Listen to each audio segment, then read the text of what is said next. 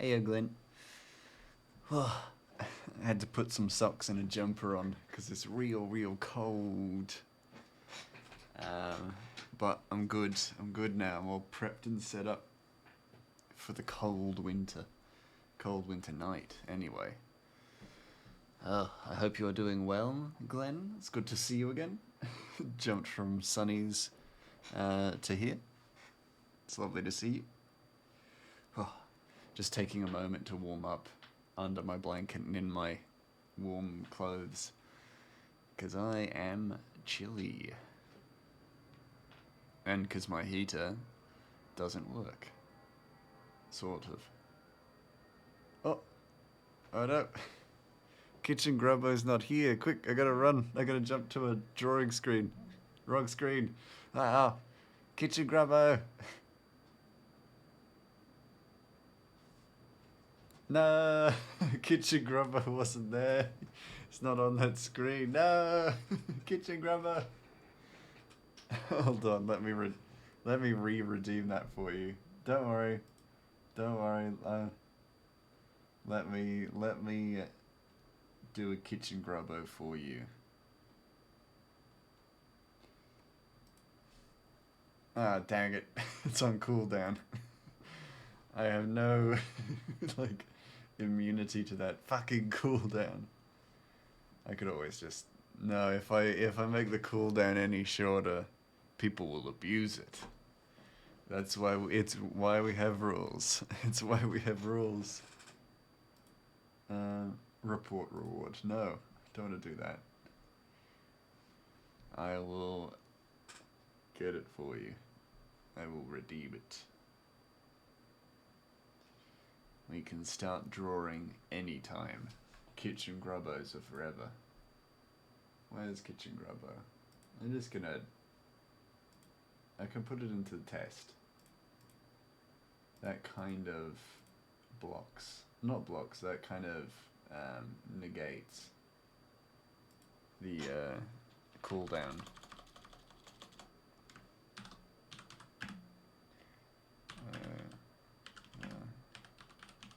Morning. 2. Yeah.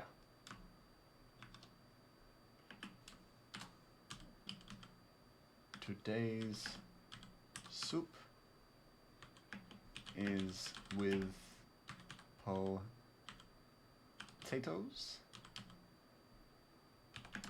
Get in the soup. There we go. Test the command. Top of the morning to ya. Today's soup is with potatoes. Get in the soup. Damn it! The ad interrupted it too. Leave the Kitchen Grubbo alone. Kind of like crackled a bit, which was very odd. It's probably because of the pitch. Like, because the pitch is so weird, it kind of like was a bit weird. But I like the amount. I like the pitch amount. So it can stay like that. It can stay broken as heck to a certain degree. Okay, I feel like I'm warm enough now as well. So we can actually get started on the whole drawing thing. You know, the thing that we're like here for? I can probably start on that.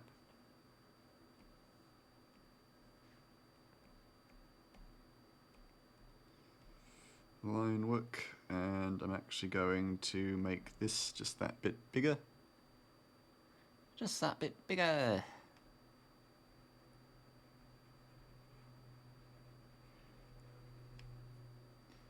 The Grey Man of Mouselia. Hello, it is I, the Greyman. The Greyman. I am Greyman _ human. I am human. I am a human man. Just like all of you. Human beings. Gonna, yeah, make that slightly lower. For my own reasons.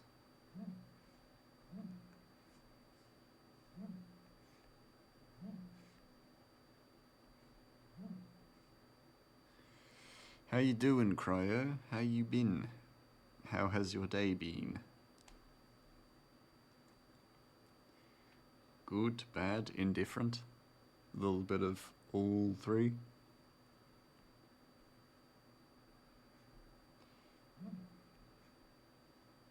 Also, speaking of day and end of day, for everybody who knows about the vote in the Discord, make sure you vote before the end of this stream because I will be tallying votes for the recipe after this stream. So if you want a savory, sweet, umami kind of flavored recipe, then be sure to vote and make your vote heard.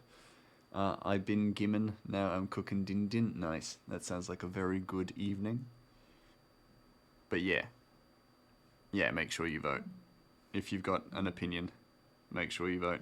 Make sure it's heard. Make sure your opinion is heard. In the vote.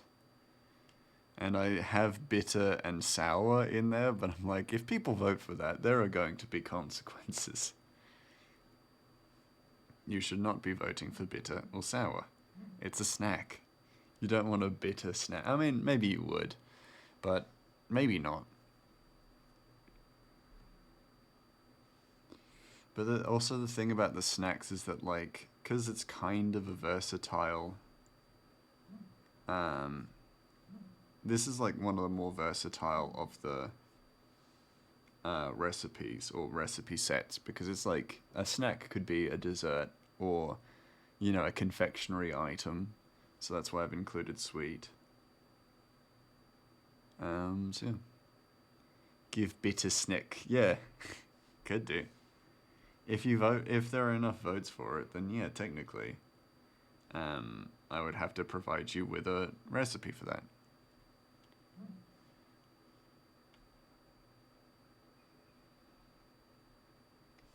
Yeah, I don't know if that makes sense in the way that I've done it. Yeah.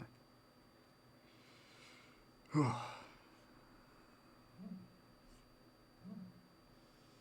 I also kinda dislike it. Not really. You know what I mean. Just staring at this line work and I'm like, do I like this? Do I care for it? Yes, no. There is no simple answer.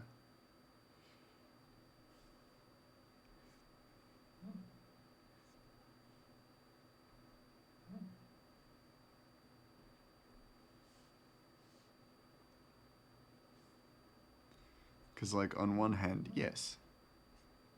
And then on the other hand, I'm just not sure about it, I guess. That's way better, though. So, I feel better about it now. Speaking of things I don't know how I feel about, has anyone seen the new Life is Strange trailer? For the new game, where Max Caulfield is back. But she looks absolutely nothing like Max Caulfield. It's like, it's genuinely horrifying how not like her that she looks. And I have no real opinion. Yeah, I don't know about that. She looks she looks nothing like her. She looks like some just random chick. And it's like, that's totally okay. Mixed feelings? Fair enough, Jamie. How you doing as well, by the way, Jamie? I hope you are doing well. Other than the shock at Max Caulfield. Because, like, I have only ever played one. So I've only ever played Life is Strange 1. Also, Grey Who fuckheads. I mean, hello. Yeah, I hope you're good. I hope you're doing well. Yeah, I only ever played the first game. And then I watched Giggles play the second one. And I enjoyed it because Giggles was playing it. But I wouldn't play it myself, I guess. So I'm not necessarily super tied or attached to the series like other people are, but I would feel like this is like a huge letdown immediately, like out of the gates. It's like just a huge letdown. Because it's a huge letdown to me, and I don't care. Like, I don't actually like care that much about this game. So if it's like disappointing for me, I can just imagine how bad it would feel for people who actually like love the series.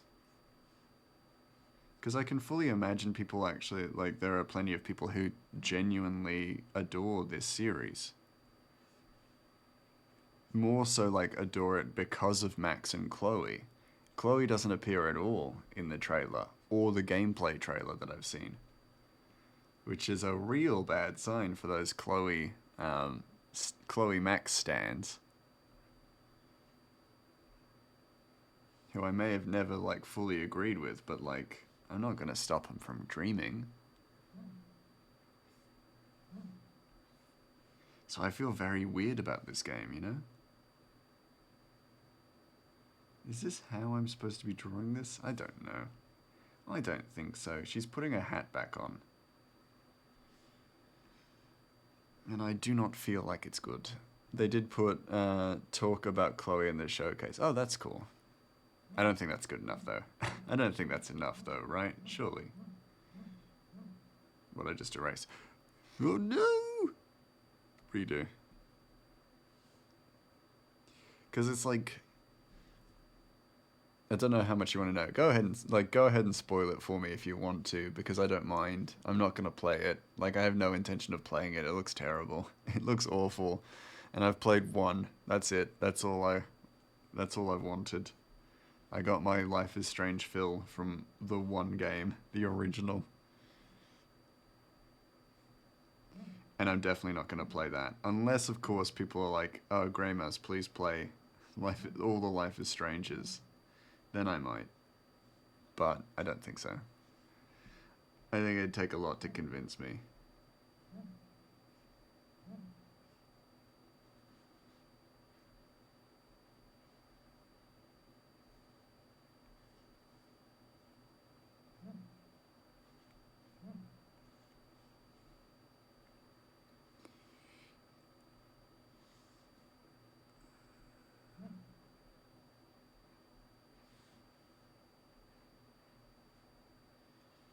I love that in the drafts I drew Ratchet's mouth a certain way.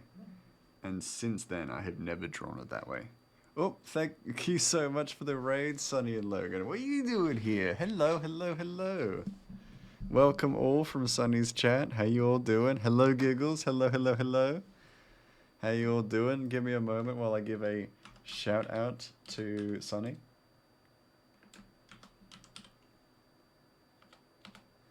There you go. What were you playing? Whoa. What were you playing? What were you up to? Dropping off the kids. Oh, well, thank you, thank you. I will take good care of them. I am certain of that. I think. But yeah. But it's lovely to see you again. How you doing? How was your stream? In the beginning, there will be a conversation between Max and her friend. She asks about a pic of the blue-haired girl in her wallet. You can then decide, okay, that's cool. Lol is partly, I remember. It's Paella. You were playing Paella? Cool. But it's not exactly not exactly a well-known game. Well, I've never played it, so it sounds pretty unknown to me. Sunny, yeah, welcome. And welcome everybody from Sunny's chat. If you don't know me, I'm Grey Mouse Inc. That's all you're gonna get. Grey Mouse Inc. I am an illustrator. I am also Australian. I'm also a mouse. That's all you need to know. Pew pew. I love paella. Me too. I love paella. It's the best.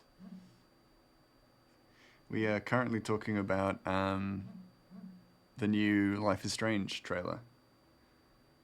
Love Pal Yella. Nice. Grand Moose Inc. Yes. That is I. I do things on Twitch sometimes. And then sometimes I do not. That's all you need to know. I love Pale Yellow. My cousin likes those games. Ah, cool. Yeah, because we were just talking about it, and it's a bit weird. I'm not excited for it, I'll admit. But I also haven't played since the first game, so I don't think I'm, an authority on its quality. If you know what I mean. Just gotta do some post-stream care. Of course, take care of yourself, do what you gotta do. Feel free to lurk, or feel free to raid and run. It's totally okay. I hope you take care of yourself, and you do okay. You do okay. And you take care of your after-stream care I just got to do some posters. Yeah, I should look and occasionally butt in. Excellent. I cannot wait. But of course, self-care comes first. Streaming is fourth, as we all say. Isn't that right, Giggles? And the rest. And everybody else who I know say that too.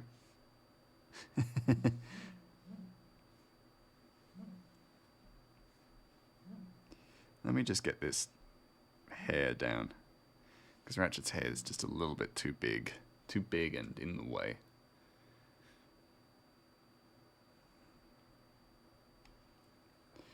It's got to look just right. And sometimes it doesn't. And that can be a pain in the ass.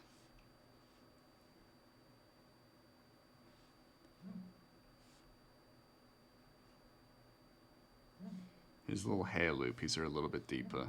Deeper, lower. That's the word. Deeper. Jesus, come on, Grey Mouse. Words. Words I don't do good. I don't do the words good. Or justice, you know? I just say stuff. And that's kind of all a streamer really needs to do, is just speak. And not think about what they're going to say. Ever.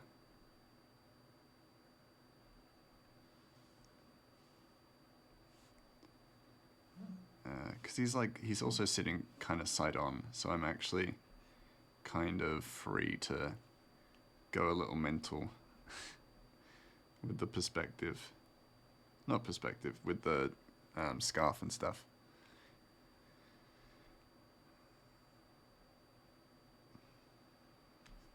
I forgot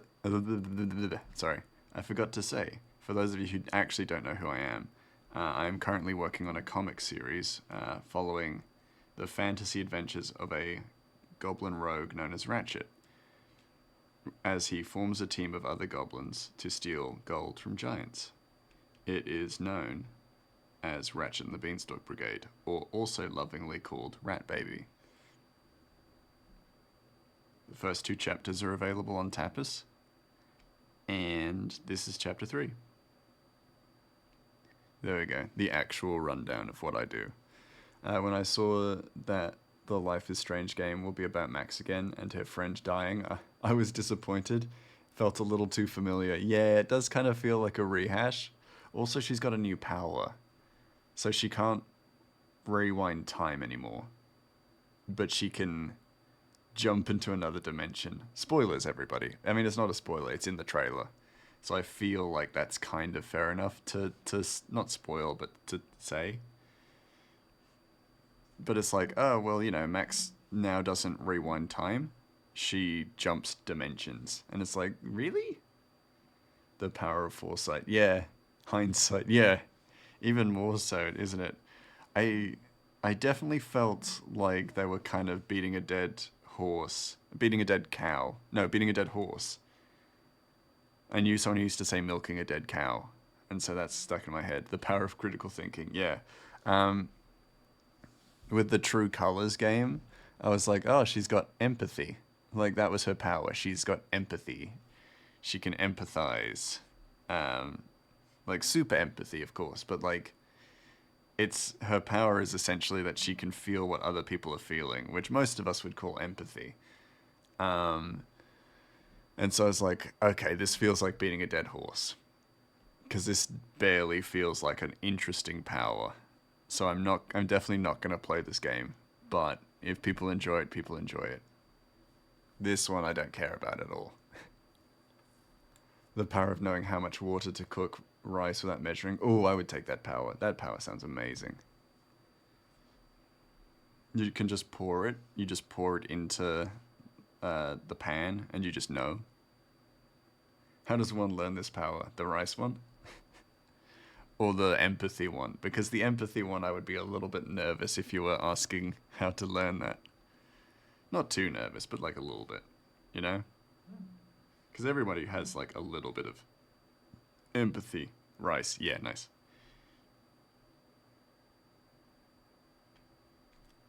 What if you, like, you knew how much water to use based on how much rice you had in your hand? How much you could hold in your hand? No. Just pour it out and then know exactly the right amount. That would be cool. That would actually be really useful.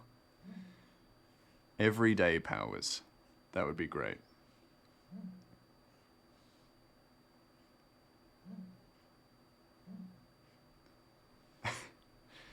Tell you what, my just obscure power that I would want. I mean, I had a teacher at university who said the superpower he would want was the ability to just fold underpants with his mind, and only underpants. I want the power to switch off your anxiety. That would be great. I can definitely understand where you're coming from there, Glenn. I'd like that too.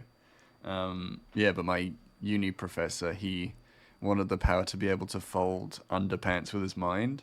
And he said it would make my life so much easier. But then also, if I saw someone robbing a bank, I could fold their underpants and and stop them.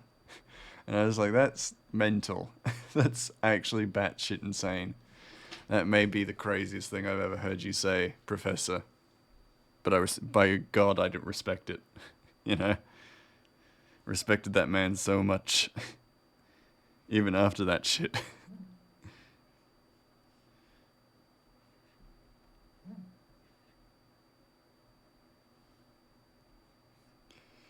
And it's like, I had teachers like that, so I don't think it surprises any of you that I turned out this way. That the people who taught me were just batshit insane.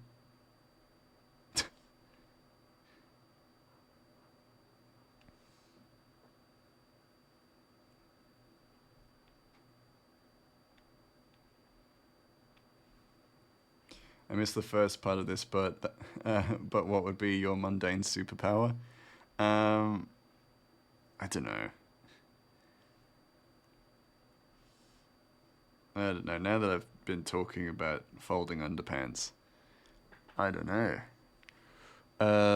Oh, actually, I know what. The ability to make myself, to erase myself from the earth. No, sorry, that sounds really grim. What I mean to say is, like, I would love a pocket dimension. Like, if it was, as in for traversal, so I end up still walking the same distance or still traveling the same distance that I would walk in the real world, except there's nobody there. So no one's in the way. Because I walk relatively fast. So I would like to be able to, like, clap my hands and be in a pocket dimension version of the world. And then, you know, travel the distance that I mean to travel. And then clap my hands again and return to the real world, having crossed that distance in that amount of time. So it's not teleportation, it's not time travel, it's nothing like that. It's just like I get a corridor that I can kind of walk through and no one will get in my way. I like the idea of that. I want the superpower to eat the fruit in my fucking house before it gets overripe. Yeah. You can see like a timer on all your fruit. Yeah, just erase myself from existence. That's it. I get the power, I use it once. I'm just gone. Everyone forgets who I am, like the false Hydra. That's it. That's that's super grim. That's so fucking grim. And definitely not what I meant to say. But it's still funny.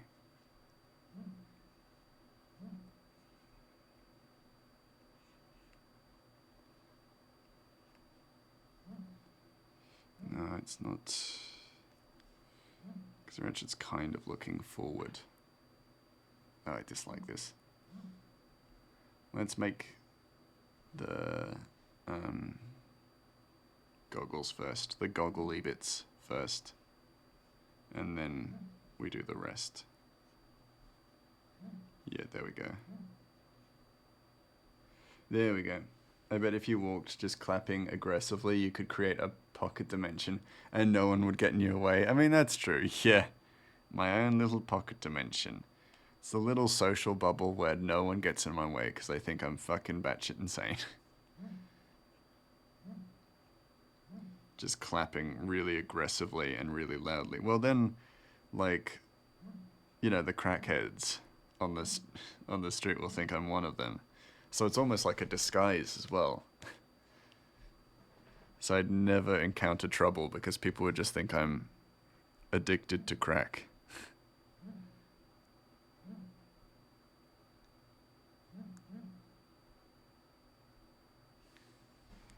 You know, you know, it's a foolproof plan.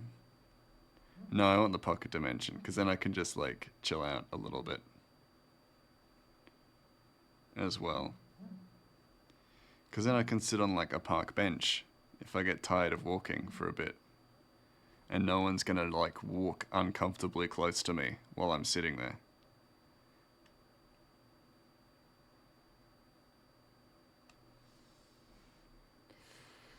Full eye contact, clapping intensely. Yeah, a clap addict. Yeah, exactly. Just I got a glove on, so it makes it very hard to make an audible clapping noise. You'll start a crackhead marching band of slap music. I'll be like a Pied Piper, but for crackheads. That's pretty cool. And I didn't need no flute either. Just need my hands and a can-do attitude.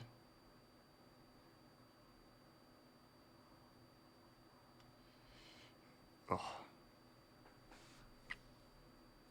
So you don't want the power to make yourself disappear? No, I don't. I think that would be really dark. It's like like, I can't remember who told me this, but like the power of shape-shifting, but you possess the mental like acuity or faculties of the creature that you change form into.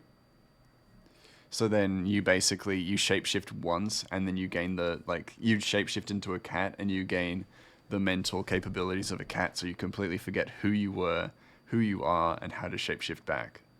And that's so fucking dark.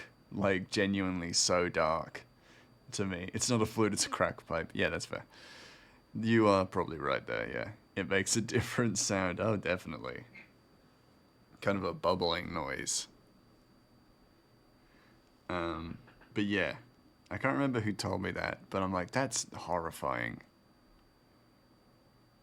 So if you're like, I'm gonna become like a secret agent and I can change into animals.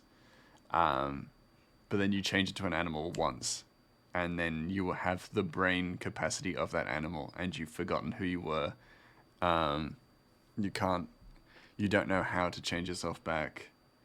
You lack the capability to change yourself back, so you just then, completely forget who you were and are that animal forever, for the rest of your life. And I'm like, that's horrible.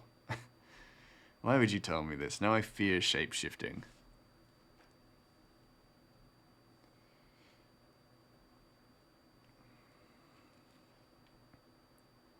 And just you wait, I'm going to add a character into this comic who can shapeshift, and then they'll be like, no, that's stupid. Like someone will bring up this point that I've been talking about, and then they just go, no, that's stupid. Become frog, flourish. I mean, that would be kind of nice. But in Australia, there are so many different like snakes that eat frogs, so I wouldn't want to become an animal that is like preyed upon. If I were to become any kind of animal, I'd become a quokka or a capybara. Something that lives peacefully, without danger. But if you changed into a squid / frog / dolphin, then maybe you'll be smart enough to remember it. Maybe. But that's pretty complicated, right? Monkey paw, you can shapeshift once. Yeah. Yeah, exactly. That's the monkey's paw thing. It scares me. Terrifies me. Because I like me. I like being me. I'm a pretty cool, I've got it pretty made. So I wouldn't want to accidentally shapeshift into a penguin and then be like, oh, I'm a penguin now. Except I wouldn't be like, oh, I'm a penguin now. I'd be like, quack.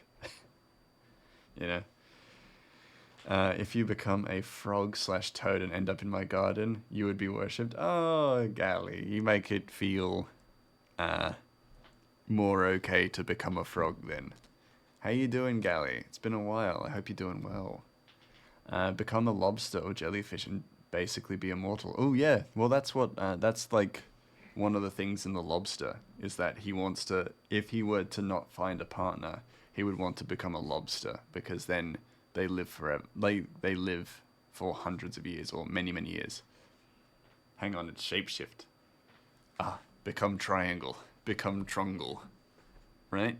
Is that what you're thinking? Probably not. You are now just a frog-shaped human, freak of nature. Oh, that's kind of disturbing. Frog-shaped and like you would look like a frog. You wouldn't look like a person who's been turned into a frog shape. And truly horrid creature. Yeah, that's pretty fucked up. Or are you, you got human skin color, human eyes, but you're frog-shaped. Because that's very grim. I'm not good, but it's whatever. Hope you've been well. Leave it to the frogs to make me stop lurking. They're so good. Well, I hope you feel better soon. And I hope things pick up for you. All the same. And totally okay for you to lurk and to keep lurking. Whatever is most peaceful for you. That's the rule. If it brings you peace, you do what you gotta do. You're entirely human, just frog-shaped now. That's horrifying. That's actually really scary as a concept. I hate that. Thank you, Crow, for giving me a new fear. Being shape-shifted into a mouse, but I've got all my normal human features. Yuck. Yuck. New fear unlocked. A witch turns me into a frog, except it's a human frog with everything still human, but I'm just frog-shaped. Oh, God. My nightmare. I mean, one of my nightmares. I have plenty of nightmares. Yeah, my night's worse having read that. Yeah. But we all share that curse now. We're all in this together. This is our existence now. We have a shared trauma. And that'll just bring us closer.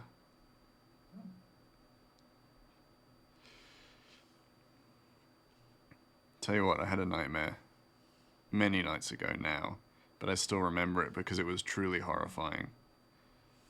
For those of you with weaker constitutions, your warning is now.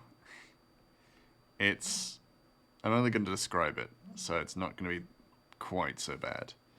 But yeah, just human putty molded into frog shape. Nah, I didn't want to be in this club. Well, welcome, you're in the frog-shaped trauma club now.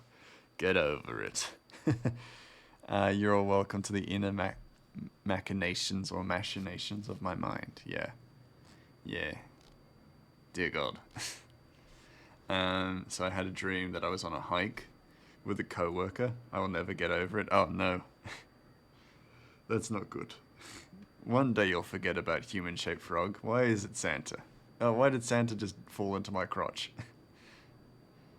So I had this dream that I was going on a hike with a coworker, and we came across a bunch of other hikers. And they were like really lovely and friendly people, and they were just like, hey, we're a little bit lost, can we stick around with you so that we can get back? And we were like, yeah, sure. But then we started to get lost. Then eventually, as we were like lost in the woods, they disappeared. They were just gone. Like they were right behind us, and then they just weren't. And then we found a cabin in the woods. You know where this is going, of course, because like it's a cabin in the woods. And we go into the cabin, and the hikers had been like a mimic, but not like a D&D mimic, like the Thing mimic. Like the mimic from The Thing, where they had all actually been like a conglomeration of each other, and then they were like hiding in a corner, all their heads like stacked up waiting for us. And then I just remember it running towards us, and then I woke up and I was like, fuck, I can't go back to sleep now. Not with that.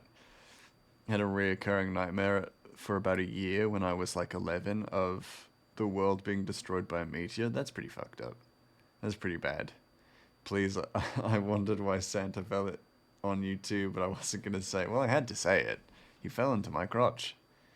Fused. Yeah, that's fucked. It's pretty grim. Yeah, and they had like little tendrils and stuff like poking out of their head, like in The Thing. But I've never actually watched The Thing as well. Now, The Thing is probably your favorite horror movie, but it's the worst thing ever in your mind. Yeah, I mean, it's horrifying. It's such a horrifying nightmare to have that a creature that looks like people you know, or anything that you know, is like hunting you. It is such a grim kind of mental image, even though it's not real. I'm not going to say even if it were real, because that sounds you know, bad. The original Thing is pretty good, especially the practical effects. Yeah, definitely. It still like holds up to this day, which is really amazing. 80s body horror is messed up, but I watch it cause suffer. Yeah. Well, that's like the draw of horror to some degree, is that you kind of want to, you know, be slightly discomforted, because then you're comforted when you realize that it's not real. That it's all a ruse. No, it's all not real. Ugh. Just burping, sorry guys. Very wrong. Very disgusting of me. Holy Christ, it's Lord Mouse. Hello, Zombie Slayer. It is I. I hope you are well. I hope you are surviving and have not been taken over by a mimic-like thing, like in The Thing. That's a good way to open up conversation, or say hello to somebody. I hope you are not a thing-like thing in The Thing. And if you are still welcome here. I remember things you discussed on this stream for the first time. Was here, so burping seems mild. Oh, yeah. Yeah. I talk about, a lot of weird shit. So, the burping is pretty lighthearted, comparatively. But I also think it's like just, proper to excuse oneself. Good movie though. It is a very good movie. Hey, Lubeman, Grey Pterodactyl. No, I'm a mouse. I know Sonny called me Grey House. I know. Yeah, Sonny called me Grey House. But we are not going to allow this to continue. I am Grey Mouse. I am Grummy. 'Tis I, the moose, the Grey Moose. Good thing my hours are messed up, so I'm not going to sleep at 5 a.m. with all this weird junk in my noggin. Good. You'll have an opportunity to kind of get out of your head, get out of your system before you actually go to sleep. I listen to a lot of true crime and stuff. And so I've started listening to a more like easygoing, light-hearted crime podcast before I go to bed, because, you don't want those kinds of thoughts in your head just before you go to sleep. Paradox just cancelled Life by You. Oh no, that's not good. I have not heard of that game. However, I do know of Paradox, and it is unfortunate that they are deciding to cancel that game. I'm very bouncy lately. Oh, you are correct. I have changed my model. I bounce now. I bounce and move a little bit more when I talk. I just thought it'd be like slightly more immersive. That being said, I did have to sacrifice blinking, so my model doesn't blink anymore. But he does bounce. So there's that. It was a promising life sim and competitor against EA's sim. Ooh, right. Okay, well, I guess that would be a daunting thing to kind of compete with, I guess, but it's still unfortunate that it's not going through, right? Well, Illumine. he has a vibrator in his butt that buzzes when he talks. I'm surprised that didn't get caught by the by the auto mod, Lumen. That's fucked. No, that's funny. Did a chat of mine not show up? I'll retype if not there. Hold on. Oh yes, sorry. I saw the paragraph. My brain glossed over it. I'll check it in a second. Kizone. I mean, buttons don't blink. Anyways, so it works out. That's fair. That's fair. You are right. It is a mask. It's not actually my head. Good. This is canon. No, the vibrator in my butt cannot be canon. I am the mod. I trump auto mod. That's true, isn't it? That's right. So about that movie, they really sold me on the beginning with the dog, because obviously dog's a man's best friend. So when I saw the Norwegians chasing and shooting the dog, I actually said leave him alone. So I have to admit, they got me on that part. They indeed did fool you. Yeah, it's it's just a really well written horror. So it does a lot to kind of lead us into that fear and that world, right? Oh, all good then, yeah. I've read it now. I see it. And I read it. Is that going to be right? I don't know. If it was a human, I don't think or other people would have been as convinced that they are innocent. Yeah.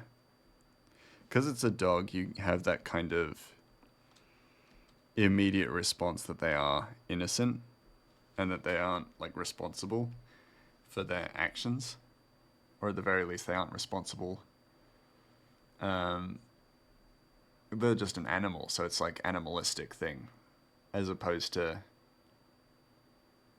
actual sinister desire for brutality or violence.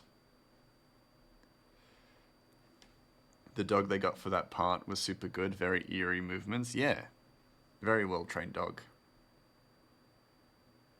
And it was it husky or was it I can't remember what kind of dog it was. Probably a husky, right? But, smart dog. Very smart dog. I feel as if I would have said, well, he probably did some asshole thing, like eat all the good food, so kill him for all I care. I'll help you if you need me to. You want help? Yeah, here's a gun. Well, yeah, I think there are levels of explanation and almost excusing the murder of a human character in movies and popular media, whereas killing an animal is pretty fucked up in most kind of in any movie. If you kill an animal, that's a sign that you're a villain, and it's one of those tropes that lead people to feel that they are people are villains if they kill a child or an animal. Is it's a quick go-to for villainy kind of thing. I heard the pooch was a half dog, half wolf hybrid. Oh, that's cool.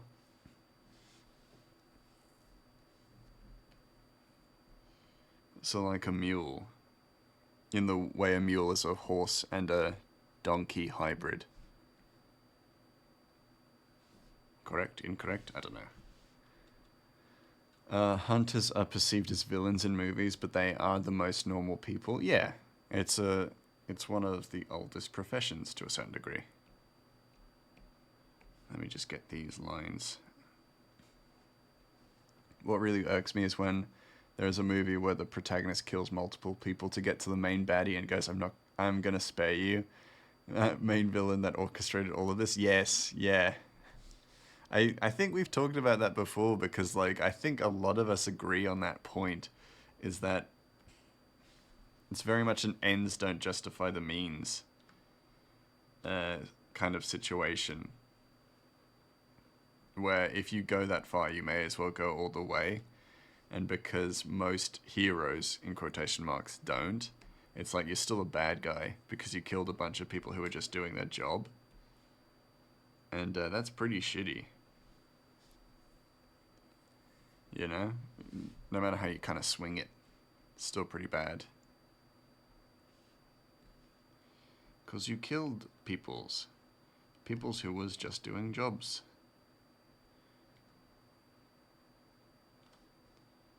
Just 'cause Lumen's my mod doesn't mean that that someone is like right to kill them to get to me. Like, that's not fair. Lumen did nothing wrong.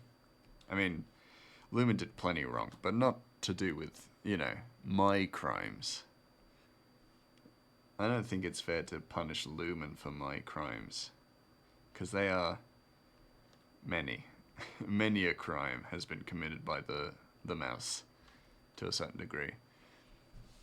Going all the way to, is the first murder you did. Yeah, exactly. You kill one person and that's it. You're already a bad guy, essentially. You've already gone the whole way. That's like, well, you have a right to be angry, but that doesn't mean you get to do objectively awful things. Yeah, the objectively awful things you do are not excused by like, the bad that has happened to you. That's not fair. My wrongs aren't connected to Gray's wrongs. Exactly. You should not be punished for my wrongs, because our wrongs are exclusively different. Me, I robbed a bank. You killed like 30 people to get here. Yeah, exactly. Exactly. They're both equally terrible, but different, yes. I heard a theory that the reason why stormtroopers wear helmets that cover their entire faces to hide their emotions, so they look robotic and not human, and if that's who they are, then you're allowed to kill them. Yeah, so it disconnects the audience from the stormtrooper, because if every stormtrooper actually had an expressive face, then you would begin to feel bad about, you know, the whole them being killed kind of thing. So the reason why they cover, and why a lot of villains and like henchmen of villains have helmets or masks or anything like that, so then it kind of disconnects the audience from them, so that they can kind of be killed off on screen more easily. Nathan Drake, mass murderer and best dad-like character. Yeah, yeah. I mean, I get why they are angry, but you also don't get to just randomly kill innocents. Well, I would even say, like, it doesn't kind of give you free reign to kill even non-innocents. Because, you know, it's the objective, what's the price of, or what's the value of a human life? And if you kill someone who is, you know, robbing a bank to feed his kids, or stealing from a greengrocer's to feed his kids, then you are worse than that person objectively. But then, you know, if you kill someone who is like a serial killer, you may have ridded the world of a serial killer, but there will never be justice for their crimes either. So you also deprive the world of the justice that would come from not killing them, but, you know, forcing them to face justice. Not letting them go, of course, but, like, you know, stuff like that. Let me just fill this I and then I'll respond. Sort of why it's weird to do an Empire POV based story, because we see them as the equivalent to Nazis, but if there was a story about them having a family or their life, then it's kind of weird.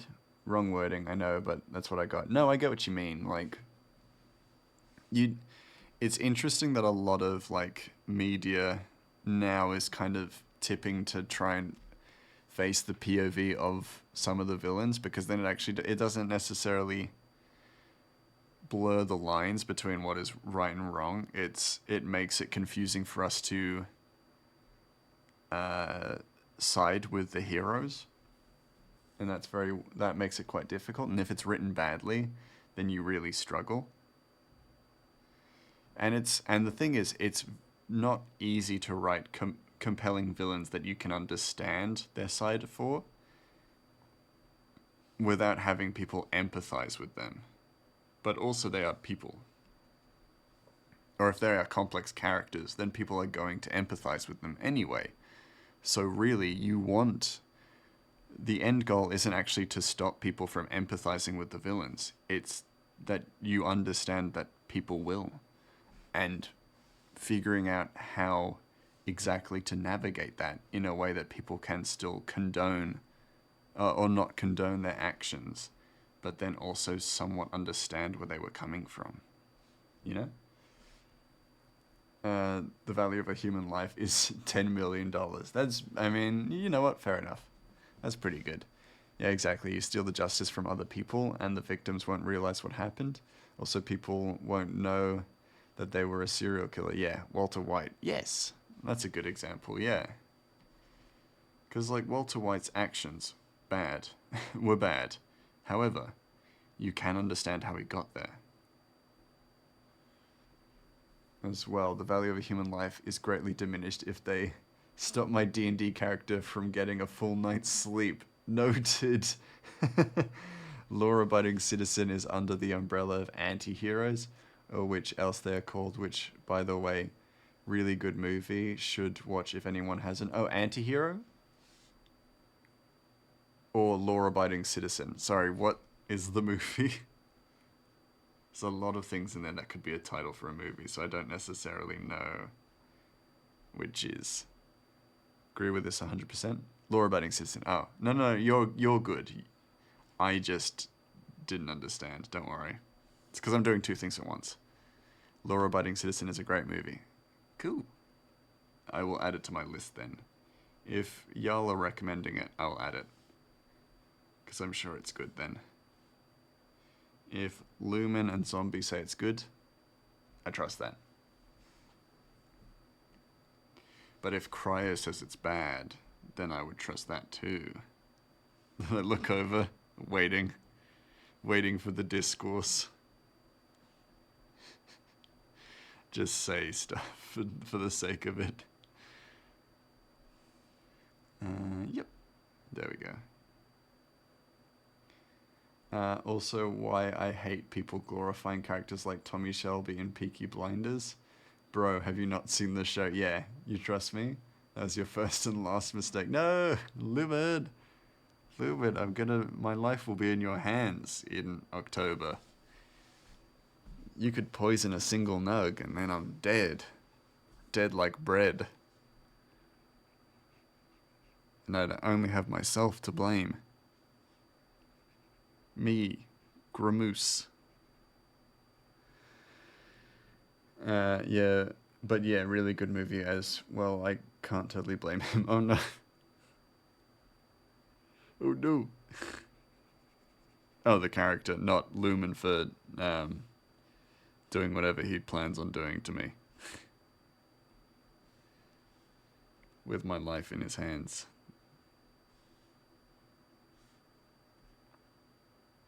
But Lumen, I thought we were best friends. And it's like, you say that to everybody, and I do, yes. I refer to everybody as my best friend. Because then I can't be wrong. Nugs are a good way to go out, not gonna lie. I mean, I guess, but... I would... No, I'm not gonna say that, never mind. Pretend I had not led with something that I was going to say. Of the ways to die, I don't think that would be my preferred. Well, people glorifying Patrick Bateman, played by Christian Bale. Never seen it, but I'm sure you're not supposed to glorify him. You are absolutely not supposed to glorify him. He is definitely not...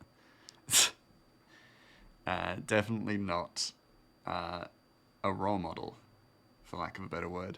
Death by Snoo Snoo. Yes, exactly that. In some capacity, yes. That was pretty much what I was going to say. I may have said it slightly differently, but it is the essence of what I was going to say. Me first. No.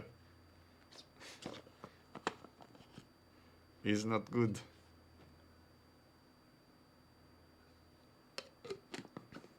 I'll never taint nugs with poison. But would you poison nugs with taint? There's a question. Who would do such a sacrilegious thing? Good question. Maybe Sal. If I piss Sal off enough, then maybe. But it'd be like, she'd probably like taint them with laxatives. So I'd poop bad. Not that I don't already poop bad, but like I'd poop worse. You know?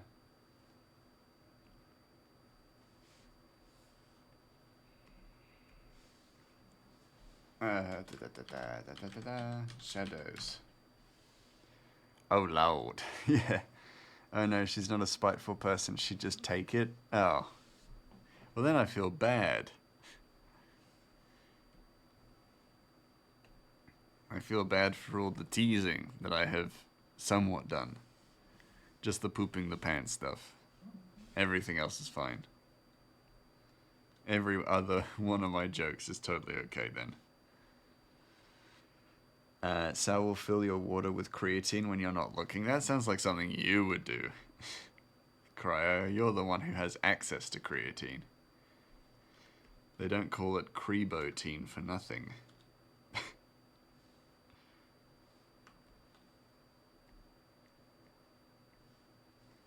These bits too.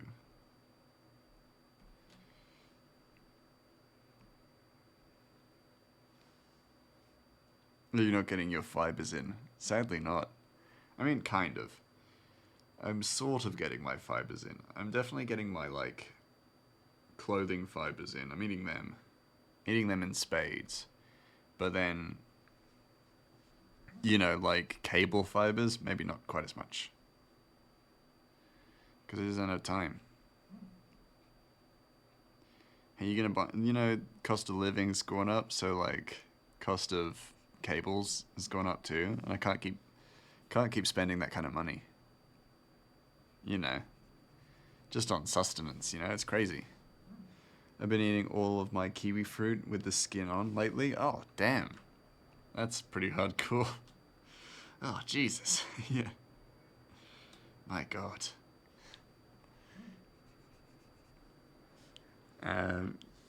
Cannibal. Oh, yeah, true. True. Kiwi skin is so gritty and fuzzy, though. A little bit. But it's Moorish. It's Moorish. That's what I would say. You know? It's tough, but, like, fair. Firm but fair, as it were. I eat peach skin just fine, though. That's nice. Peach skin is alright. I think kiwi fruit skin is pretty tough. The forbidden nutsack. Jesus. Oh, God. Thine forbidden nut in sack. No. Oh, God. I mean, you're not wrong there. Oh, hello, hello. Oh, we got a raid from Strand on Earth. Hello. Thank you so much for being here. Hello, hello, hello. Oh, thank you so much, Orly Sheep Boy, for the follow. It's so lovely to see you all. Hello, Stranded. Hello, hello, hello, Midnight Muse. Hello, Orpa. Hello, Crikey Drake. How are you all doing? Give me a moment while I shout out Stranded. For those of you who don't know, Stranded is an amazing comic artist who was playing Sons of the Forest. Because I popped into their stream. It was really good. Really fun to watch. So, if you are not following Stranded, what are you doing? Definitely do that. If you like my content, then you will definitely like theirs. Hello, Drama Llama. How you doing? Hello, all. How are you all doing? If you have a good stream, I'm going back to you, Skywim. Oh, fair enough. You know what? You are more than okay to leave my stream to play Skyrim, because I fucking love Skyrim. That is more than worth it. You are my 200th follower, Orly. Welcome, and because of you, now everyone actually gets a recipe. Gets 2 recipes, because that is our follower milestone. At every 100 followers, we add a recipe to the Discord. Thank you so much, Drama Llama, for the follow. Oh my goodness, there's so much going on. Thank you all so much for being here. It's very, very sweet to see you all here. Should we get Ratchet to draw? Ooh, you can always get Ratchet to draw. Quite sure I'm the 123rd was the special one. That's pretty special, yeah, for sure. All good. Did you enjoy your stream, Stranded? Yes, a recipe. So we're currently in, if you want to, hold on. So self-care is on. I'll take things nice and slow as I plug my Discord, first of all. So we are currently doing a vote in the Discord about what the next recipe should be. As it appears, my Discord is not working. My Discord command is not working. Great. So I will figure that out. Yo, getting the soup. It was full of beans and kept you on your toes. That's good. That's good. No, that's the best when chat is nice and fired up. Always very fun. Where's my Discord? Let me just check my... I spelt it wrong, didn't I? Discord is safe from raiders, yes. Did I spell Discord wrong? Is that all it was? Nope, something's wrong. Nah! Oh, that's why. I figured it out. It doesn't take a degree in coding to figure out what I did wrong. What I did wrong is that I had it turned off. So if you join the Discord, you can join in on the vote. We are currently... I'm currently planning on releasing a snack or entree recipe. And that will be along with the grilled mac and cheese sandwich recipe that I had made in preparation for Chapter 2. So come and join the soup. Everyone is welcome. We have a few little different things in there that are kind of rewards for people to... rewards for regular viewers and things like that, but it is just a nice place to kind of hang out and chat, talk the comic, just chat about stupid stuff as well. It's all connected. Hello, Tally. How you doing? It's lovely to see you. For those of you who don't know, Tally is one of the characters in the comic. He's a part of the original campaign that this story came from. And as you can see from that command, at any time one of the people who is in the comic shows up, they're given a little backstory and a little information on them. Those are the words I'm looking for. The screeching reminded of when you played that game with the bathtub part. Oh, What Remains of Edith Finch, yes. Me screaming about Gregory. Grimace, do you like Cyberpunk? The aesthetic, not the game specifically. I do like the Cyberpunk aesthetic. I do also like Cyberpunk the game. Oh, that game. Yes. What Remains of Edith Finch. Yes. That part was supposed to make me cry. I ended up laughing because I was going, Gregory! Gregory! Yeah. I was trying to warn him about the bath filling up. It's quite a journey. Oh, yeah, definitely. I definitely do think I...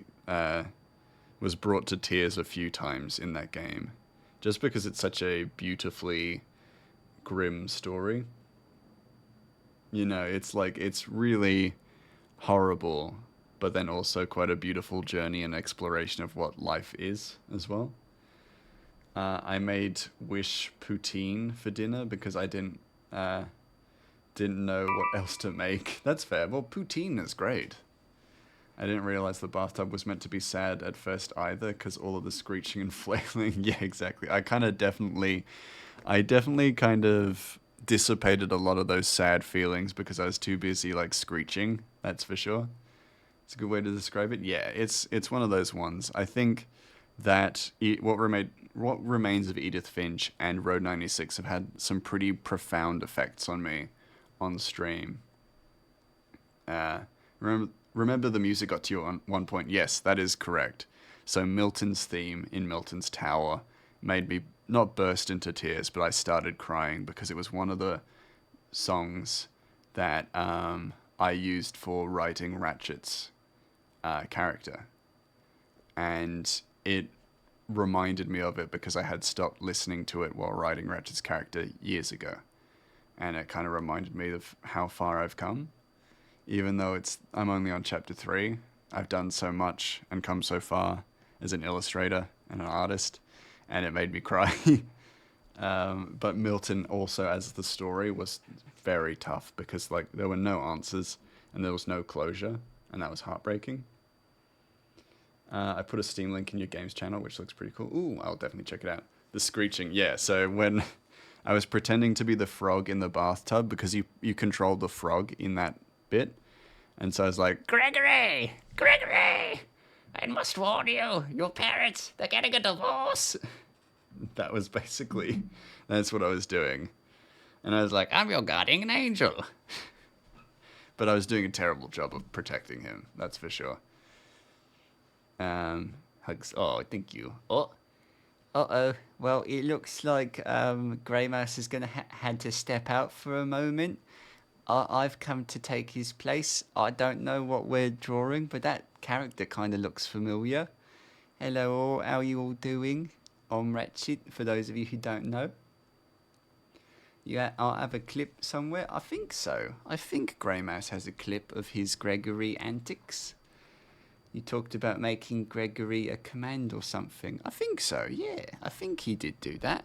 Not the command, but I think he had planned on it. But then Grey Mouse has a habit of getting quite distracted. Especially with Twitch commands, as far as I know.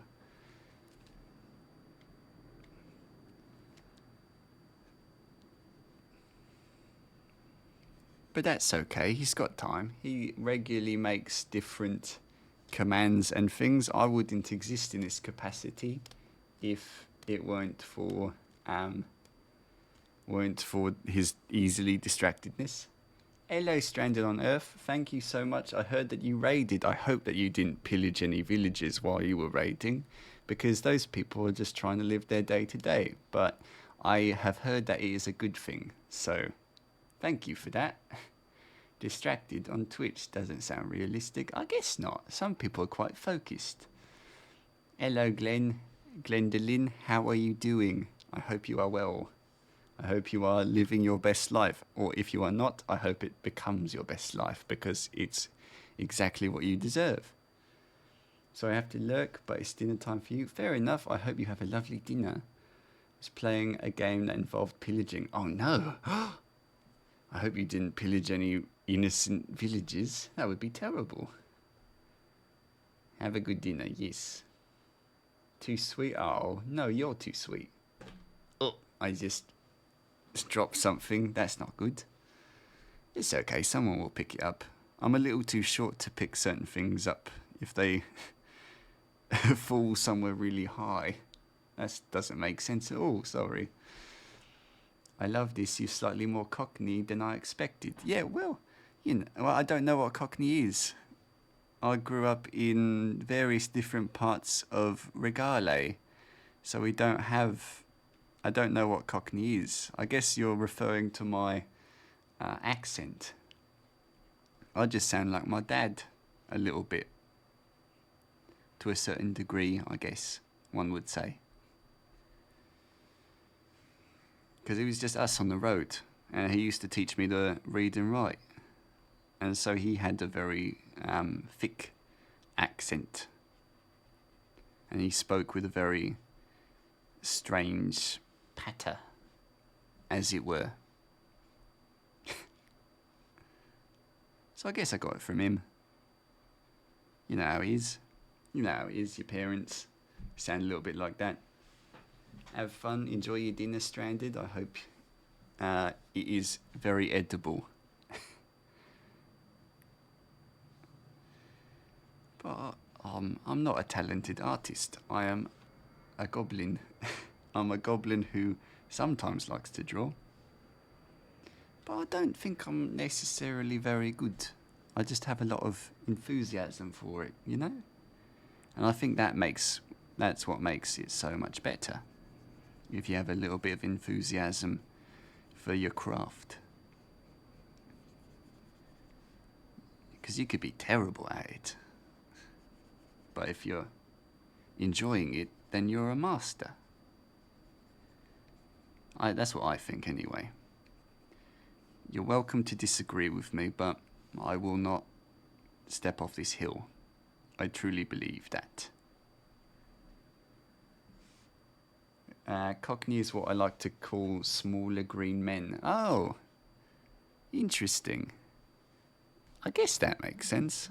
Smaller green men are Cockneys. Like male chicken knees, as it were. Is that what you mean?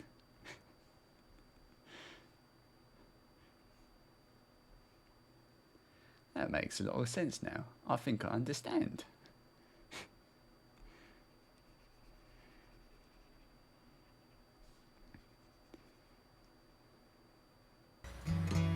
Oh, I gotta go. Sorry, guys. Oh. Hope you enjoyed having Ratchet around as he popped into frame. That's interesting that the Pedagoblin doesn't work until Ratchet has left frame. That kind of like ended up accidentally working out perfectly. Don't worry, he's in the green room, so he can hear you all saying goodbye. Hope you enjoyed. I did. I got some juice. Got some apple juice. It was really nice. No curse words this time. That's good. I didn't have to check. I didn't have to check the chat. I knew you were all gonna be well behaved this time. After the trial we put Lumen on for teaching him to swear. He didn't understand though, so it was fine. Yeah, and he returns back to the comic world. World of Regale, as he said.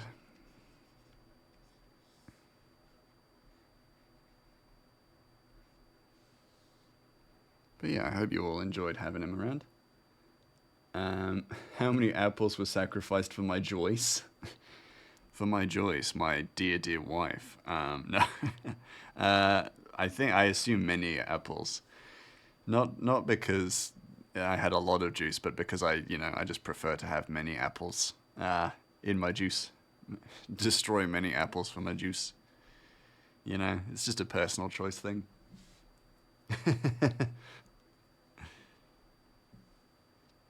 Yeah. I'm glad you all like the Ratchet redeem. It's nice to have him pop in from time to time. I do kind of worry that he might accidentally spoil something, and I don't mean the story ahead, because how could he know? Don't tell him, of course, that he couldn't know his future. However, he knows his past, so I'm always worried he might spoil that, and I think he almost did as well, which would have been unfortunate. You all get a little bit of insight on his past before it's revealed. For those of you who are doing the theories challenge, you might get a little insight then. We don't want to give you that. We don't want to give you an unfair advantage.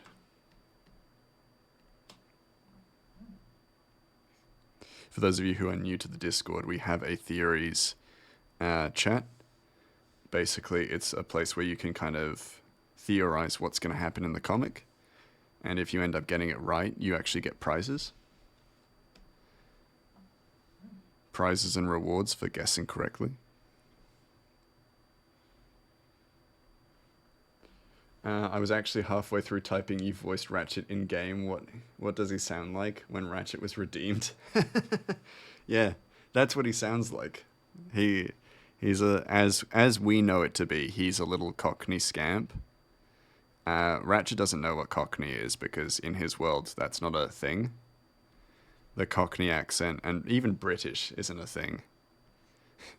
The perfect world, Britain no longer exists. Sorry, apologies to all my British viewers. I didn't mean that. But yeah, so in his kind of world, his accent is not Goblin either. I didn't even know you had that redeem. Yeah, well, I have a few new redeems and things like that in the background that I've slowly been building up, and I never know when to tell anyone, so they kind of just sneak up on people. Definitely. You meant that with all your heart. The no British, yeah, a little bit. Better than my Southern American accent. I've never heard it. Oh wait, no, I have, haven't I? Don't say that. It's perfect. Your Southern American accent is the best. Well, looks like we got ourselves a little Crebo. You returned, Sonny. Well, welcome back. How you doing? You just missed Ratchet. He was round, having a little mosey. He's having a little chat with the audience. where I just have a general accent and scream it. No, that's perfect. It's like if someone doesn't understand your accent or language, you just speak louder and clearer, and then they know what you're saying. In that stream where I voiced Wiki, yeah, that one was fantastic. Yes, what are you eating? What is your food? Your accent is posh, bitch, or high-pitched screaming. Well, that works. If those work, they work, you know? I can do a few accents. I think the Dredge streams really showed off the breadth and depth of the amount of accents I could do. But then also, like, I can't do them for a very long period of time, so they kind of falter and fall apart after a while. I'm considering going a voice for my new D&D character for the weekend. Ooh, I could hardly talk after that stream. Yeah, that's fair. That's fair. What kind of voice are you thinking of doing for your new character? Well, howdy. This is Creo. I'm Fire Genocide monk, and I work on the farm. Width and breadth. What? Had some leftover broccoli, just the tree trunk, not the leaves. I wasn't sure what to do with it. Ended up making a stir-fried, pesto gnocchi with spinach, beans, and chickpeas. Bit of pepper, and she's golden. That sounds fantastic. That sounds well good. In it. I don't know, I can do a few accents, but I don't know what I could do consistently. That's fair. That's fair. That's part of, like, that's half the struggle, isn't it? It's just being able to do an accent consistently.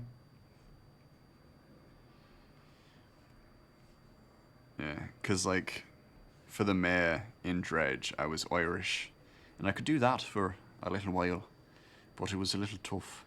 It was a little tough to maintain. Then when there's so many other accents, voices going on, couldn't do it all the time, and then saw the mayor and I'd be like, oh, fucking shite, I can't do that. Can't do that all the time.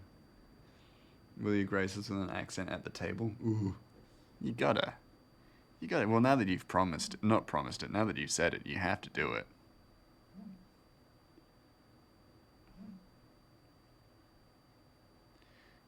You gotta bring your best. You gotta bring your best to the table. Never actually done a prolonged accent for a game? That's fair. That's fair. It's a lot. It's a lot to manage. I have, and a lot of my characters have had, like, either different accents or dialects for the most part, but purely because I kind of like that aspect of D&D, the little, like, acting bits. I kind of find that fun. So that's a part of it. And for my current character, I'm doing just a very, like, snooty British, which I think is fun. Alright, I'll bring an accent too. I'll lose it in 5 seconds there. That's fine. At least, like, trying it is part of the fun, right? I like having a character voice so my friends know when I'm speaking. That's it. Is that having a character voice is fun. Even if it is not, like, that far from your actual voice, it's still a bit of fun.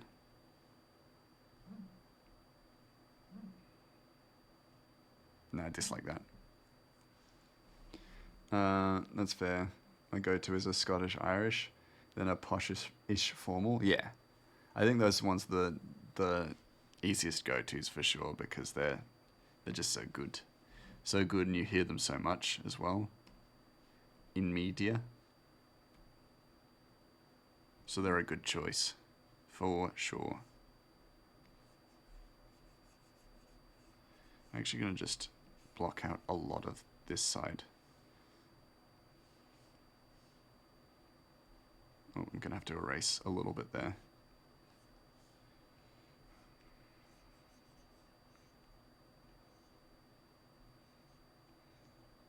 There we go. Feel like my character's probably fairly softly spoken. Ooh, that's fun. That's fun to do. I've played characters who are like super shy or super quiet. Or yeah, soft spoken is great because it's like you can still get opportunities to talk and you're not just cutting yourself out of role play just because they're soft spoken. That can be fun.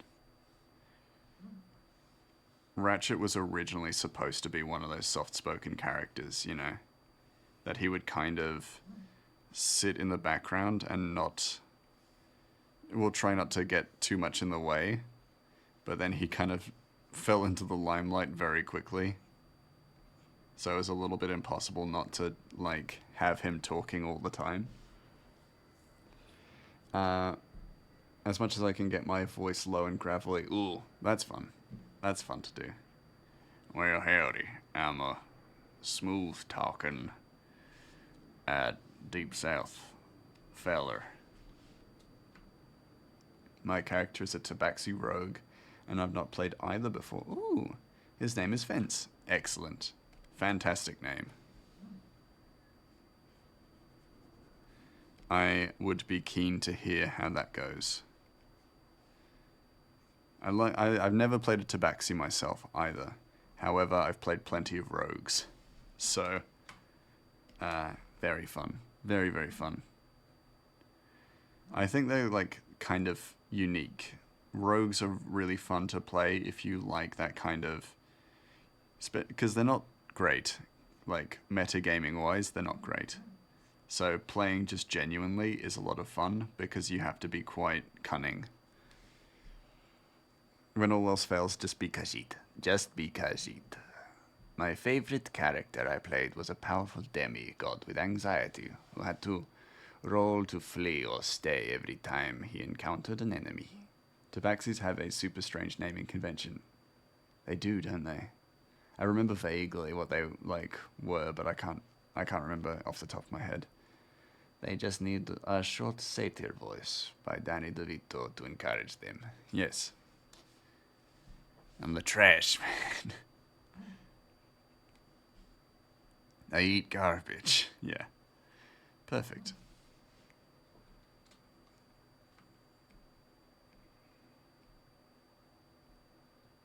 There were characters I was planning to play that had like much more complicated accents.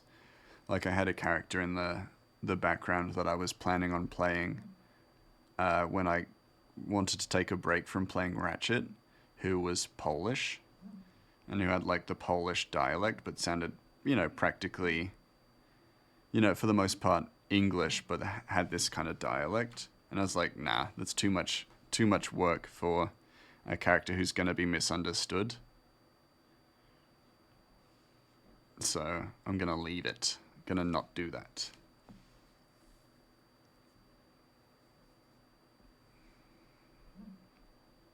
But they may or may not appear in the comic. Now, because I can kind of get away with doing complicated accents in the comic.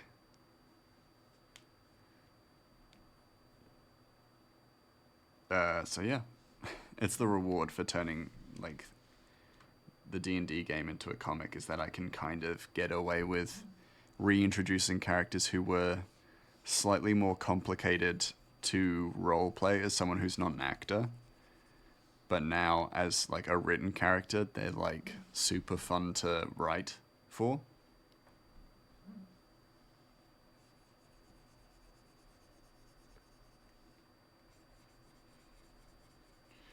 That feels a bit squiff. There we go. Much better. Much less squiff. My current character voice for your 2.5 year plus campaign is basically "Nah" in a high-pitched tone, and that's the voice. Don't be an actor. Be a goofball. Yeah. And that's usually the thing, isn't it? I'm definitely a goofball and not an actor. So like I can do voices quite well, but I only do them quite well for the purposes of fucking about and being a goofy little guy. Silly little dude. Like Ratchet, who was definitely a silly little dude.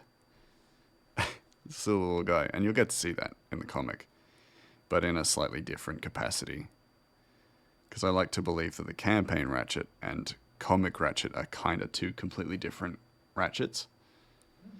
with the comic Ratchet now becoming the canon Ratchet, of course.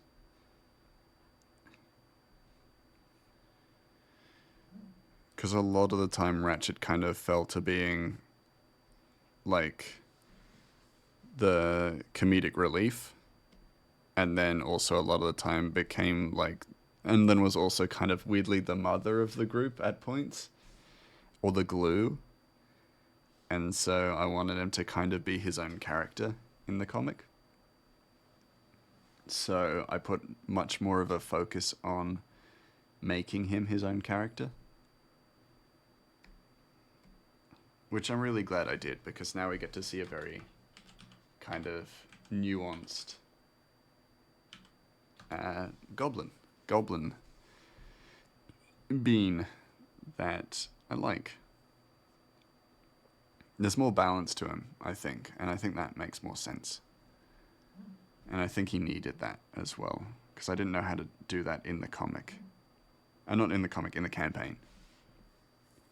God damn it, Glenn. Goblin D's nuts.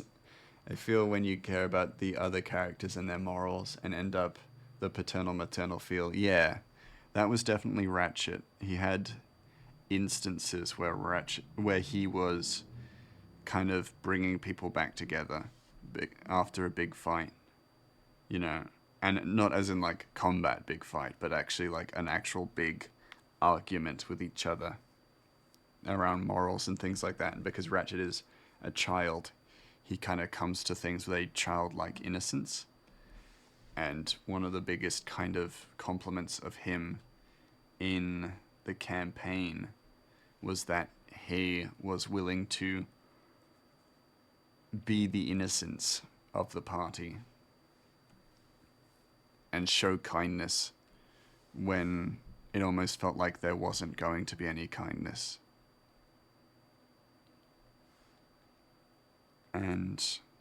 And like people could kind of excuse it because he was a kid. He was just a child.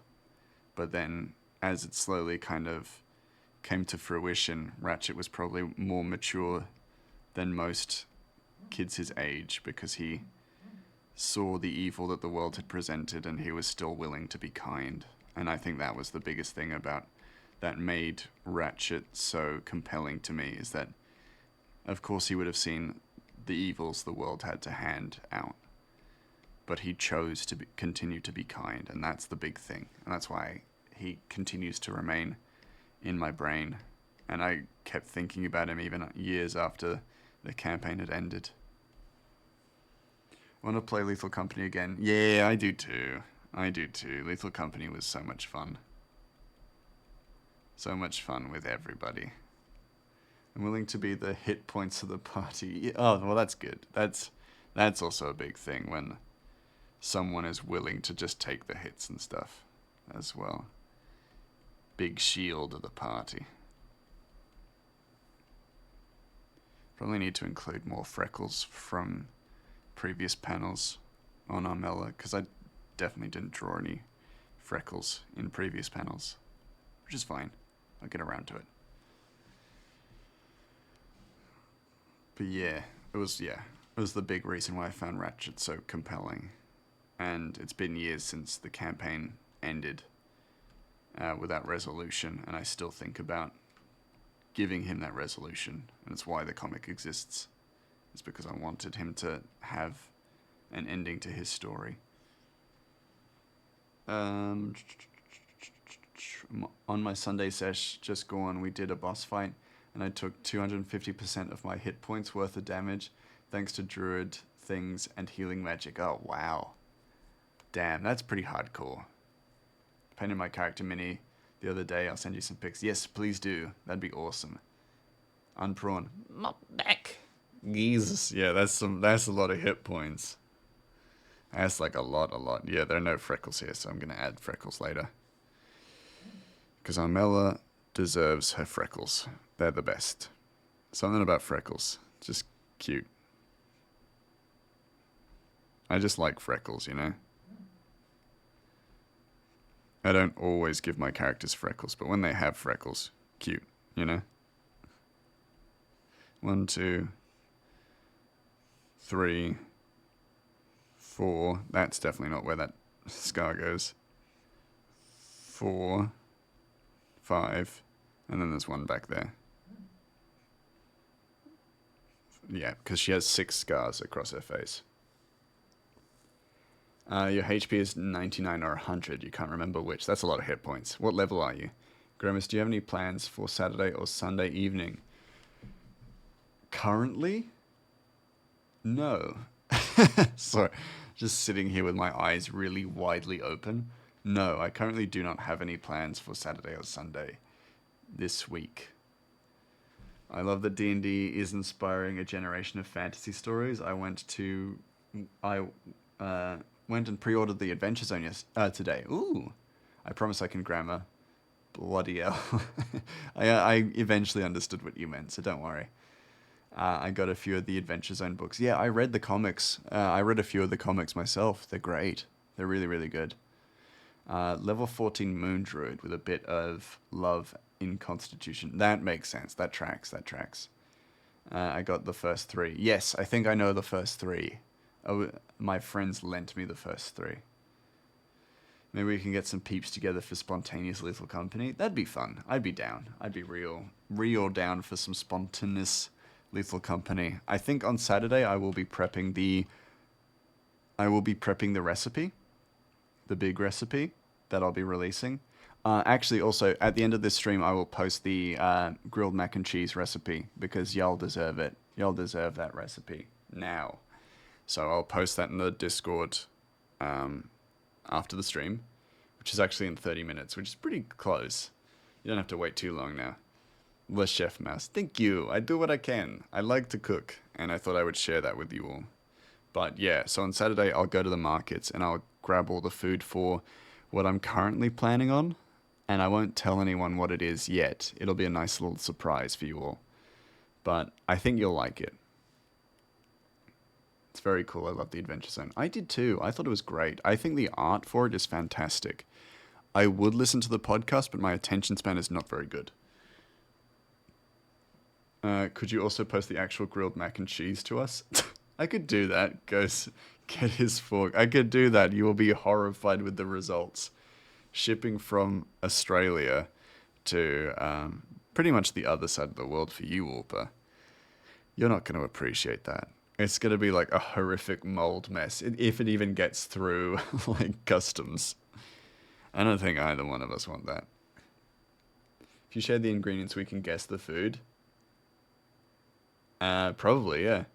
Or will it give it away? I could share the ingredients. I could share one ingredient with you. If you guess it, you guess it. Like, if you guess it, you guess it. Like, it's not gonna ruin my life if you guess it. I hear only excuses. No, I can't post you a grilled mac and cheese sandwich. So the hint, the one ingredient hint is, because it looks like savory is probably going to win, the vote is still open. So feel free to vote for the what kind of flavor it will be. But if it's going to be savory, which it's looking like it will be it be fucking raw? No, it will not, Sonny. So the ingredient is, drumroll please.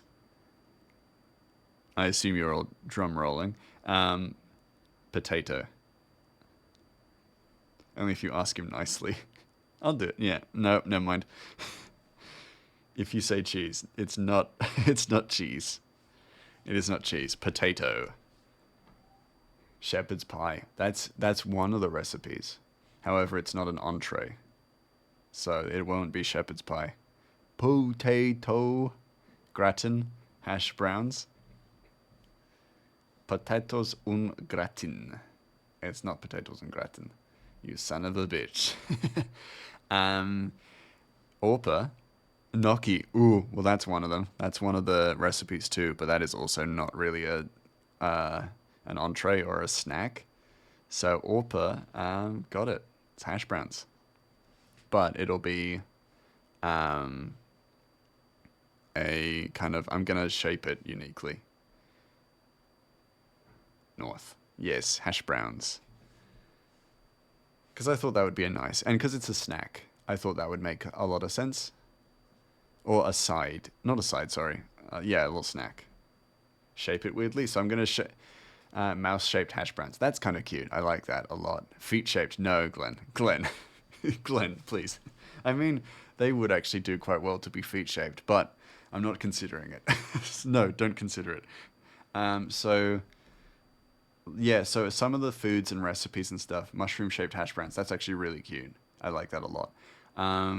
Some of the recipes and stuff will have a different shape to their real-world counterparts, just to make them kind of unique and also, different for you all. So then it actually gives you a reason to kind of cook them beyond, supporting me and also being, using my recipes and stuff like that. You are good. You guessed it like straight away, Orpa. So basically, the takoyaki, which is the fish-shaped waffle, a Japanese fish-shaped waffle, that will be a recipe in the cookbook. However, I'm going to be making them sheep-shaped, so shaped like sheep. Give phallic shaped hash browns. Now you're making me regret it. But actually, Ratchet told me, so that makes sense. Takoyaki's the balls, isn't it? Hold on. My brain. It's not takoyaki. Hold on. Fish shaped. I have it written down in my obsidian. Shaped. Fish, taiyaki. I was about to say best have octopus in there. Yeah, well, the takoyaki is also a recipe in the cookbook. Takobaki. That's cute. I like that a lot. No, it's taiyaki. So it'd be taibaki. Taiyaki. Is that spelling it right? Yes, you are correct, Sunny. Taiyaki. Yes.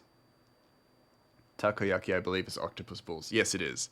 It will also be in the cookbook. I have a recipe for that. However, that is not a fish-shaped waffle, so it's not what I'm necessarily talking about. However, it's going to be in the cookbook eventually. It is. I must be delayed a fair amount, maybe a little bit. That's okay. Takoyaki is a certain character's favorite food. Do with that what you will. It's not a spoiler for the comic. I actually think it says it in their tarot card, or in their tarot card bio. So it's not a spoiler.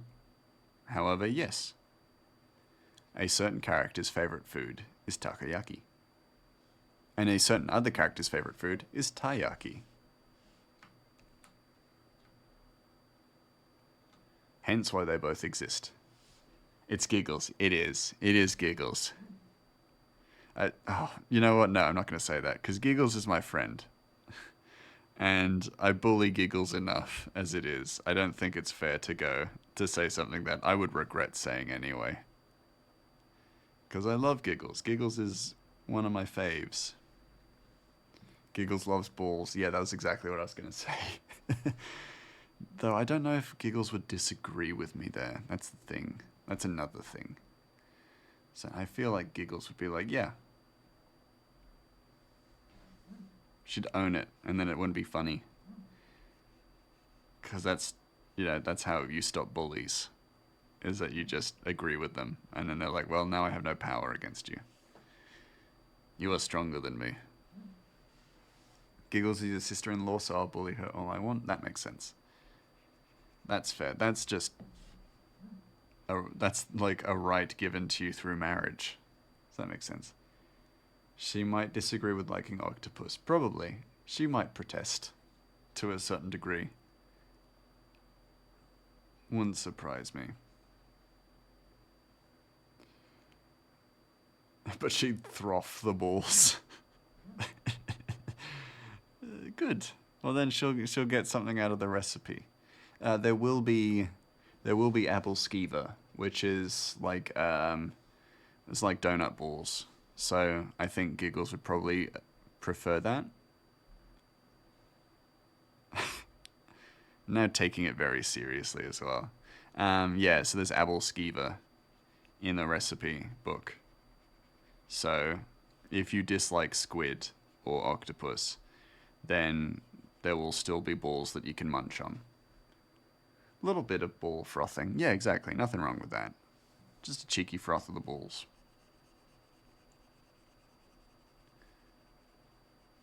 Ain't nothing wrong with that. Fuck. The hell is wrong with me? My dogged existence. My truly dogged existence. Sometimes. Do I regret anything I say? Of course. Is this one of them? Probably not. I wonder why my guy would...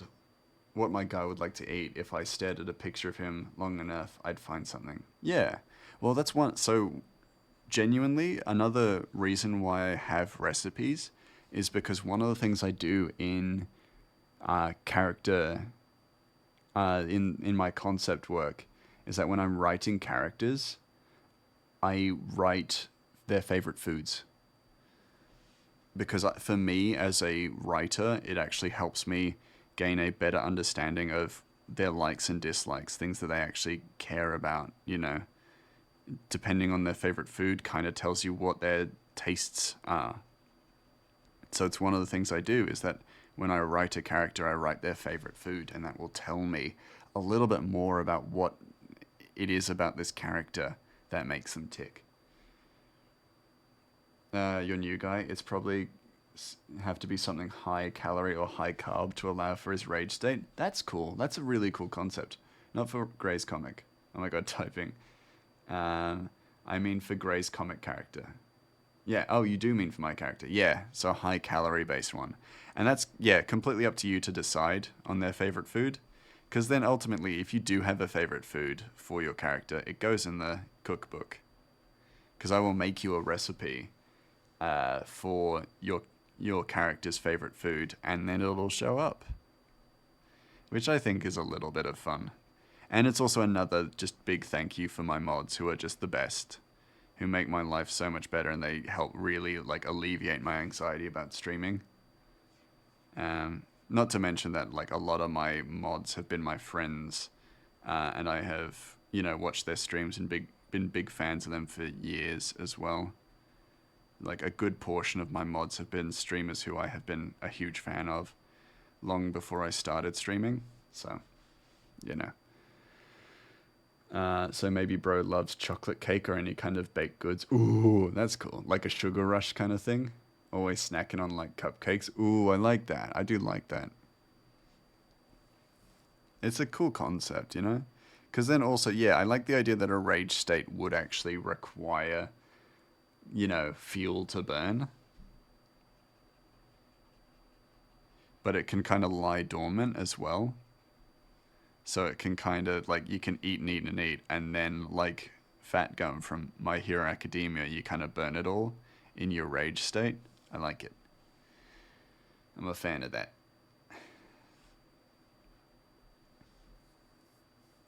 Ratchet's hair. Ratchet's hair. Ratchet's hair. My rage state is usually from lack of sugar, though. It's a good point. That's also fair.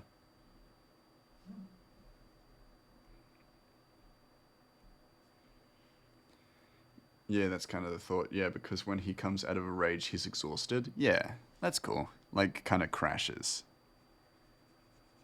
I like it. I like it a lot. And we can definitely, like, explain that in the comic, too, as well. Because, like, each of you get, like, a little interview with Armella, and you get to kind of explain your abilities and your strengths and weaknesses and things like that. And I like a character that has a bit of a weakness as well. It makes them a more, like, fully functional character.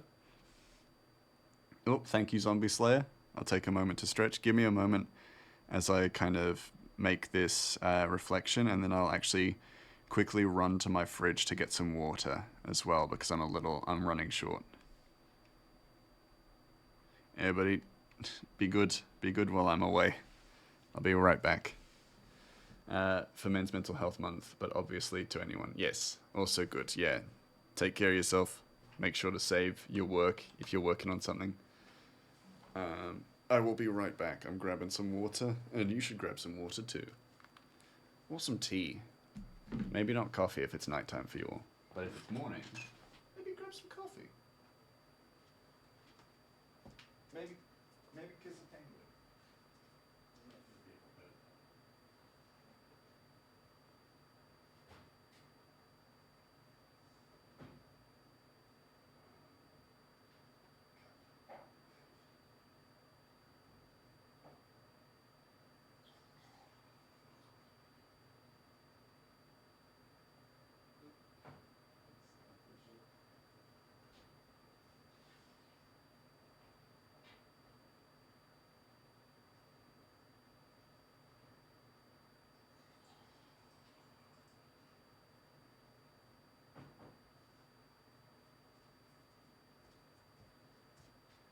Apologies all for my slightly later return. I poured a glass of water and a moth immediately landed in it.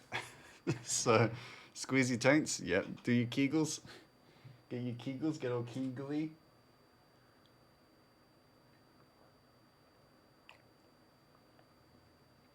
Ugh. If your nipples are hard, soften them. If your nipples are soft, harden them. I'm back. Mas, if you read art books, can you spot the little details of what everything means? No. Sorry. I mean, I guess. I like art books because they kind of go into detail about the artistic kind of importance of things and the level of details that happen, like, that exist within the littlest things in, like, games or movies. I have a Love, Death, and Robots art book. Your nipples are always hard. Okay, good for you, Crow. Good, good, good. No need to brag. Some of us aren't blessed with always hard nipples. If you, yeah, you know. Sorry. Yeah, so I have that completely derailed my train of thought. I have a Love, Death, and Robots art book. And I think I may have talked about it before, but I'm actually not the biggest fan of Love, Death, and Robots. I found it to be, because of the anthology kind of formatting, it almost felt like lazy storytelling, even for short films, because I've written a bunch of short films, and so I know how to, like, one of the things is that they still need to be self-contained, but also still need to propel the plot as well. And a lot of Love, Death, and Robots stories aren't propelled by reasonable plot. They're kind of propelled because the plot needs to move forward. And that bothered me quite a bit. And it felt like lazy story writing for a lot of it. But the art book actually really changed my perspective on it quite a bit. Because it actually went to show that a great deal of what makes Love, Death, and Robots good is its ability to show world building in its design and in its art. And that is where for me, that's where its value comes from. Not in its storytelling, because its storytelling is pretty naff. But in its design, it is fantastic. And that changed my mind. That really changed my mind on it. That and the Castlevania art book too. I actually really disliked season 3 and 4 of Castlevania, and then I read the art book, and my opinion was changed completely on it. I actually had a much deeper appreciation for the series because of the art book. I ask, since I've read the Dishonored 2 art book, that's where it's said that 2 is based off of Havana, Cuba, yet.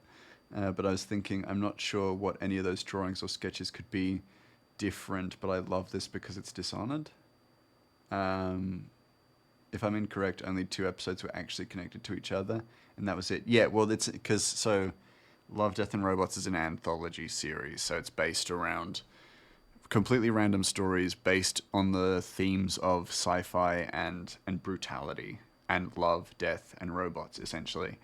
And so basically the animators and story writers were given the prompt, Love, Death, and Robots. And free to do whatever they like from there. And with that understanding, I actually really like the series because there is so much creativity that is found within such a simple prompt. However, the story like the story writing is not its draw. That's for sure. I think I found one story really interesting, and that was the story, like the world where nobody ages after a certain point and they live forever. However, because of that, the population continues to grow, but the resources have stagnated.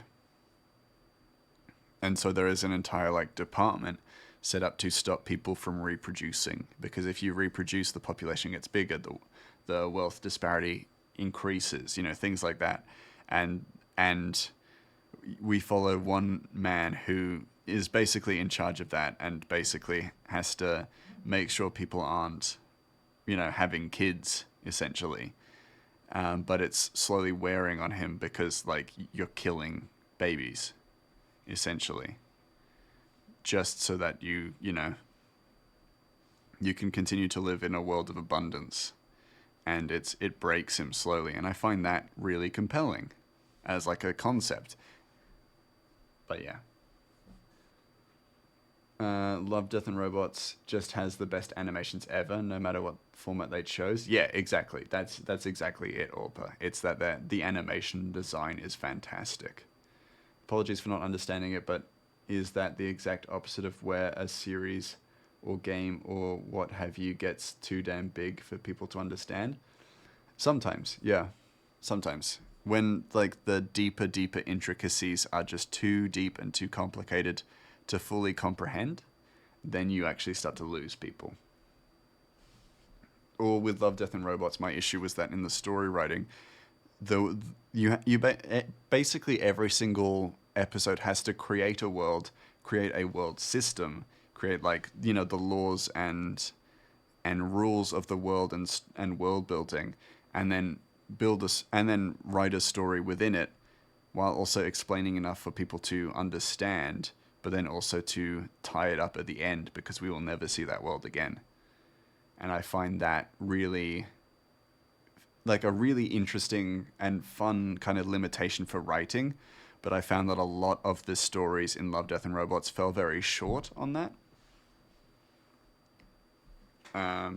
Which isn't their fault. It's really hard to do, because it's like, they're 20-minute episodes. So that's really hard to do. You can't win that. Like, that's a game that's, like, hard to win, definitely. But like, a lot of those animations and animators tried their darndest, and they did a really good job. But I only understood that after I'd read the art book. I was actually quite cruel in my criticisms of the series because of my first impression. That's right, yeah. It was like a violent cop show, and he kills one family, but he can't bring himself to kill a cute little girl who's only like 3 years old. Yeah, it's really nice, like, storytelling and world building, because we understand the world pretty much straight away because of its design. And, minimal exposition. But, yeah, it's almost heartbreaking because it's so grim. Grim, but utopian as well. You have to explain the world, but you only have 20 minutes at max. So how do you wrap this all up? I mean, regular show episodes are maybe 15 minutes. Sorry if that's not a good example. No, it's a great example. It's writing and world building within constraints. And limitations are really important and really useful in world building, because they actually kind of build a foundation for what you can and cannot do. And if you have a good preset amount of what you cannot do, then you know exactly what you can do too. And it's why for a lot of my world building, I write with limitations in mind as opposed to possibilities. Because if you know your limitations, then you know how to break them when you need to. If you write only with your possibilities, then you have to limit yourself at some point, and you actually feel like you're restricting yourself as opposed to providing ample limitation. If that makes sense.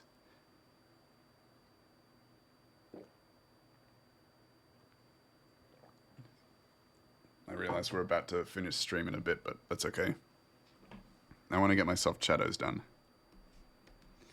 So we'll keep going till Soft Shadows is done. I've been talking.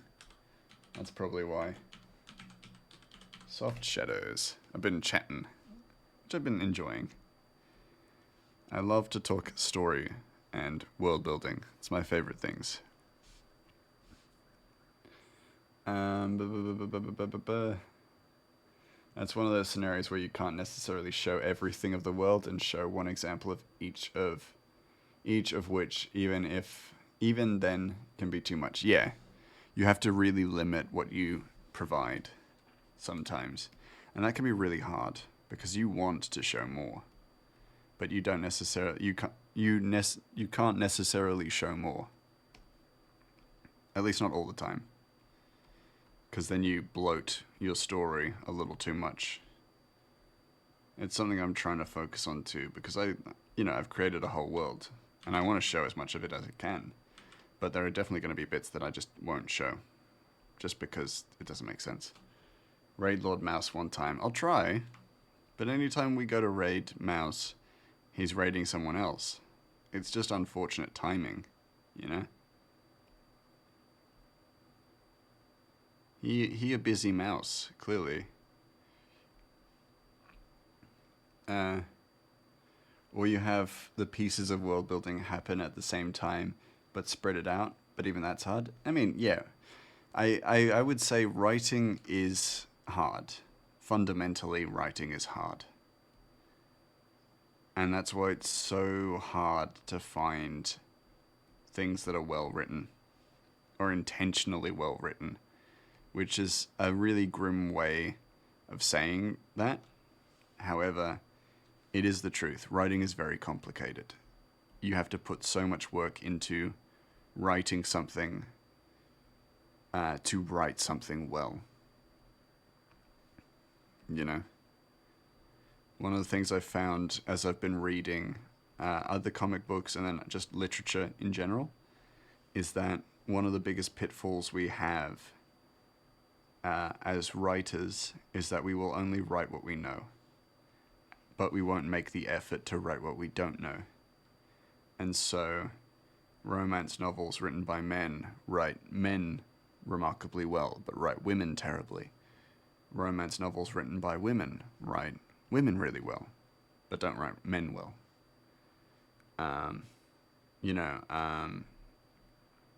We fail to perceive the point of view of other people, or people who aren't necessarily similar to us, because we don't make the effort to write beyond what we know, and as a result, story writing suffers for it. And that's part of what makes good writing good, is that painstaking effort and that understanding that writing is hard. It's difficult. It's not easy. That's why it's hard for me to go back to my fan fiction. I mean, that's always going to be the case. You're going to learn. You'll grow as a writer. But it takes doing that. I know some of the stuff I've written has been terrible as well. So it just takes practice and time. Or even someone is a good writer years later, they come out and say, yeah, I hated that story of mine, even if it did make me extraordinarily famous. Yeah, I enjoy writing, but I suppose it's only writing when I'm sparked. That's also true. You got to be in the right kind of mood to write as well. The right kind of mood. I woke up from a dream and wrote a D&D campaign that lasted over a year and barely scratched the surface of what was happening. Yeah. Ain't that always the case? Ain't that always the way with D&D? It really do be like that sometimes, doesn't it? Yeah, going back to old fan fictions is always cringe. Oh yeah. Like, so much of the stuff I've written as a teenager, for sure, I've looked back on and been like, oh god, did I really write this? I won awards for poetry and stuff like that in high school, but my poems and stuff and my poetry, I hate. Like, I hate now. And, like, I definitely do feel like I could do better now. But even then, like, yeah, it's always a growing opportunity. And if you recognize those faults, then you're doing good. You may not believe it, but you're actually doing great if you recognize those faults in your old work, because it means that you have grown. I guess, Mass, this is random, but if you wanted a YouTube channel about world building lore and writing watch generic entertainment, he has comedic skits about if writers acted like their fans, vice versa, or writing versus thinking about writing. I'll send you a link if you want to. Yeah, please pop a link into the vids channel on Discord. I'd actually love to see that. Any kind of resources are all like well good with me. If it's resources to help me, work on this, then I'm very, very keen. Do I illuminate the cheeks ever so slightly? I don't know. Maybe a bit. That's quite nice, actually. I might iron it out a little bit, but like that's pretty good. Yeah, nice. We're almost done. I'll do light and stuff now. I may as well, right? We're here. We're clear. We're having a good time.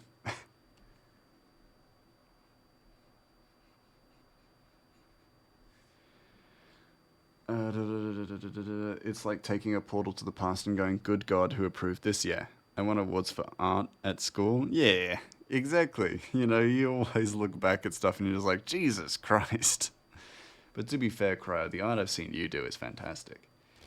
He does help people with writing and such, but other parts it's just funny comedic videos. Yeah, well that's good. Satire is also a in-depth observational understanding, which is great. There's one video about when there's too many subgenres of books, so he makes a joke skit about that. That's cool. Hold on. Let me just fix something I just noticed in the soft shadows. And now let us do light, and then we'll raid to Grey Mouse this one time. Don't say I don't do nothing for you. We're gonna raid Gramoose. I'd love to catch his stream, but I'm always busy. I keep spitting on my screen. It's disgusting of me. How dare I? Those lights aren't in the same spot, are they? And one thing I'm actually making an active effort to do is show reflection in Ratchet's eyes as well. Ooh. Add. One of my favorite is different types of Lord of the Rings fan, which has, as a Lord of the Rings fan, bro, you didn't have to call me out like that. That's fair. I've been listening to the Legends of Drizzt D&D stories, and the most recent one, R.A. Salvatore, says basically they asked me to write several short stories about the secondary characters, and rereading my work was the worst 3 months of my life. Yeah, damn. Sounds about right. Damn you, Mask, get a mask or something to catch the spit. But then you wouldn't hear me so well. Imagine I'm just talking like this all the time. It'd be terrible. I spit on my screen to save you the deprivation of my beautiful voice. Send link to you or in one of your chats. Sorry, I never know, but that's why I'm asking. Totally okay. Thank you for asking. If you want to post it in vids in the soup chat, in the soup Discord, that would be great. Because then we share it with everybody, which is perfect. He's been writing about Drizzt for 30-something years. Yeah, exactly. So he's just like, oh, God, my own work. Yeah, and I definitely believe that if I read some of my previous work, I would hate it too. This work currently, I've put, a few years of work into it, but I know when I look back on it, I'm like, I could have written that better. I'm sure of that. Yeah, but you could bottle that spit. I could. I'm not going to, but I could. I definitely could. And we'll leave that there. Leave that conversation there. Glass as. I will not bottle my spit. No one wants my spit. At least not yet. I'm not that famous. Grummy Gramoose spit. Gamer mouse spit. Are y'all really sure about that? Gamer mouse.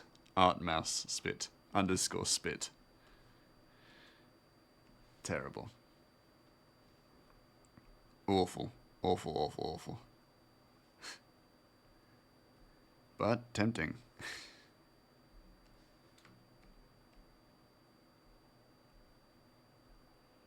Oh, shit. Accidentally hit a line. Accidentally hit a vein. And I did again. Oh, turn down this brush.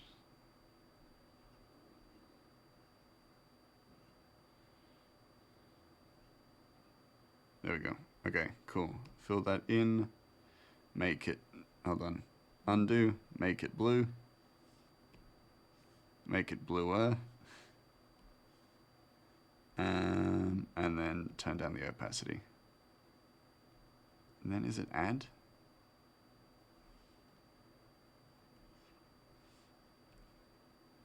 Yes. Maybe. We'll find out. Might even turn down the opacity even more. Yeah. Okay, and then in the light, I'm going to just add a little bit of illumination. Speaking of, where's Lumen? I also need to clean up some of these lines, but that's okay. I'll get around to it. Turn the opacity down just a little bit. And then add...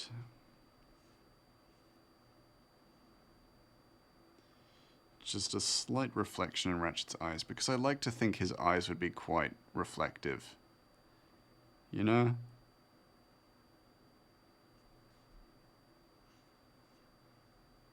I also love the idea of drawing, like, reflections in eyes, because, like, holy crap, if I keep practicing at it and it becomes really, really good, can you imagine how cool it would be to just have, you know, people reading it and being like, I didn't notice the reflections in the eyes for a while, and then I started noticing it and I couldn't stop. Like, I love the idea of that. Yeah, I love that. Something about that I just really like, you know? The one about writing versus thinking about writing is so factual, because we as writers have tons of crazy ideas when we think about them, but when we start, it's just, no, that's stupid, no, God, no, definitely not. Cried laughing watching that. Nice. I put 2 of his videos in video, hope that's enough for people. Yeah, and it's a good start for people. If they want to see more, they can follow that rabbit hole, which is perfect, so thank you for that, Zombie Slayer. The short stories were read by heaps of celebrities that I was shocked, like Ice-T, Weird Al, Will Wheaton, Felicia Day. Yeah, damn.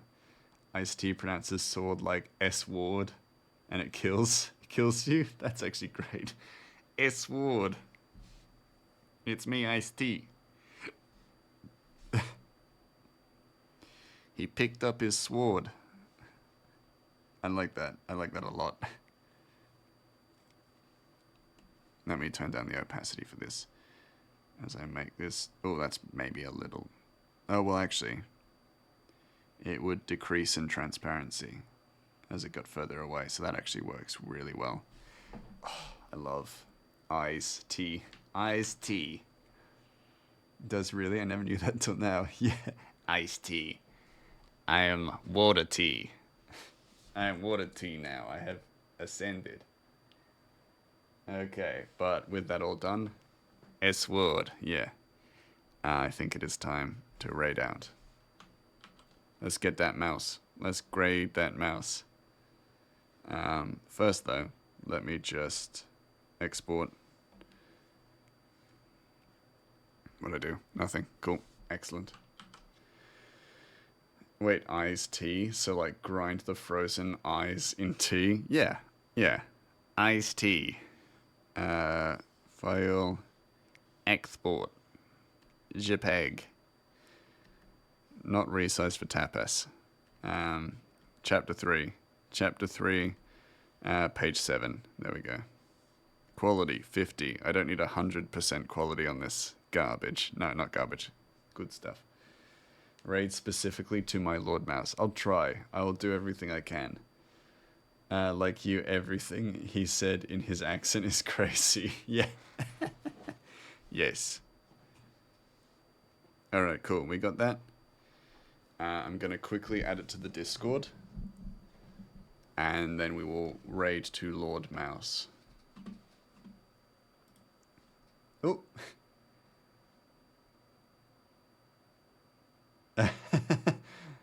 Finally come. Wait, hold on. I'll read that later. Something's going on in my Discord. And it's very funny, but I need to focus. If you aren't in my Discord, go in there because something very funny is happening. That's how we get people in the Discord. I just promise something very funny is happening. And people go to check and it's just nothing. And then they're just like, well, I'm here now. And then they don't leave. There is nothing funny. Whoa, Glenn. That's not true. There is something very funny happening. It's making me giggle. Hello. There is no Discord. Oh. That's really emphasizing the gaslight gatekeep grey mouse adage that we have. Did I make the writing / world building Discord channel? Yes, it is in Show Me Writing. Hold on, let me actually check the actual Post Your Writing. So there is a channel called Post Your Writing in text channels. You are welcome to post your writing in there. My pleasure, my pleasure. I want that Discord to be a place where people can really like express themselves, but in a peaceful way, not express themselves by like the way Cryo does, you know. Now I know where to share it. All good, all good. I'm glad. There's no Discord. There's nothing funny. Yes, alright. Instead of someplace like general. You're allowed to post anything in general, as long as it's like appropriate. However, yes, we have various appropriate channels for stuff. So we have the raid message. There you go.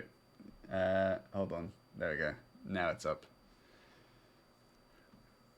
And we shall...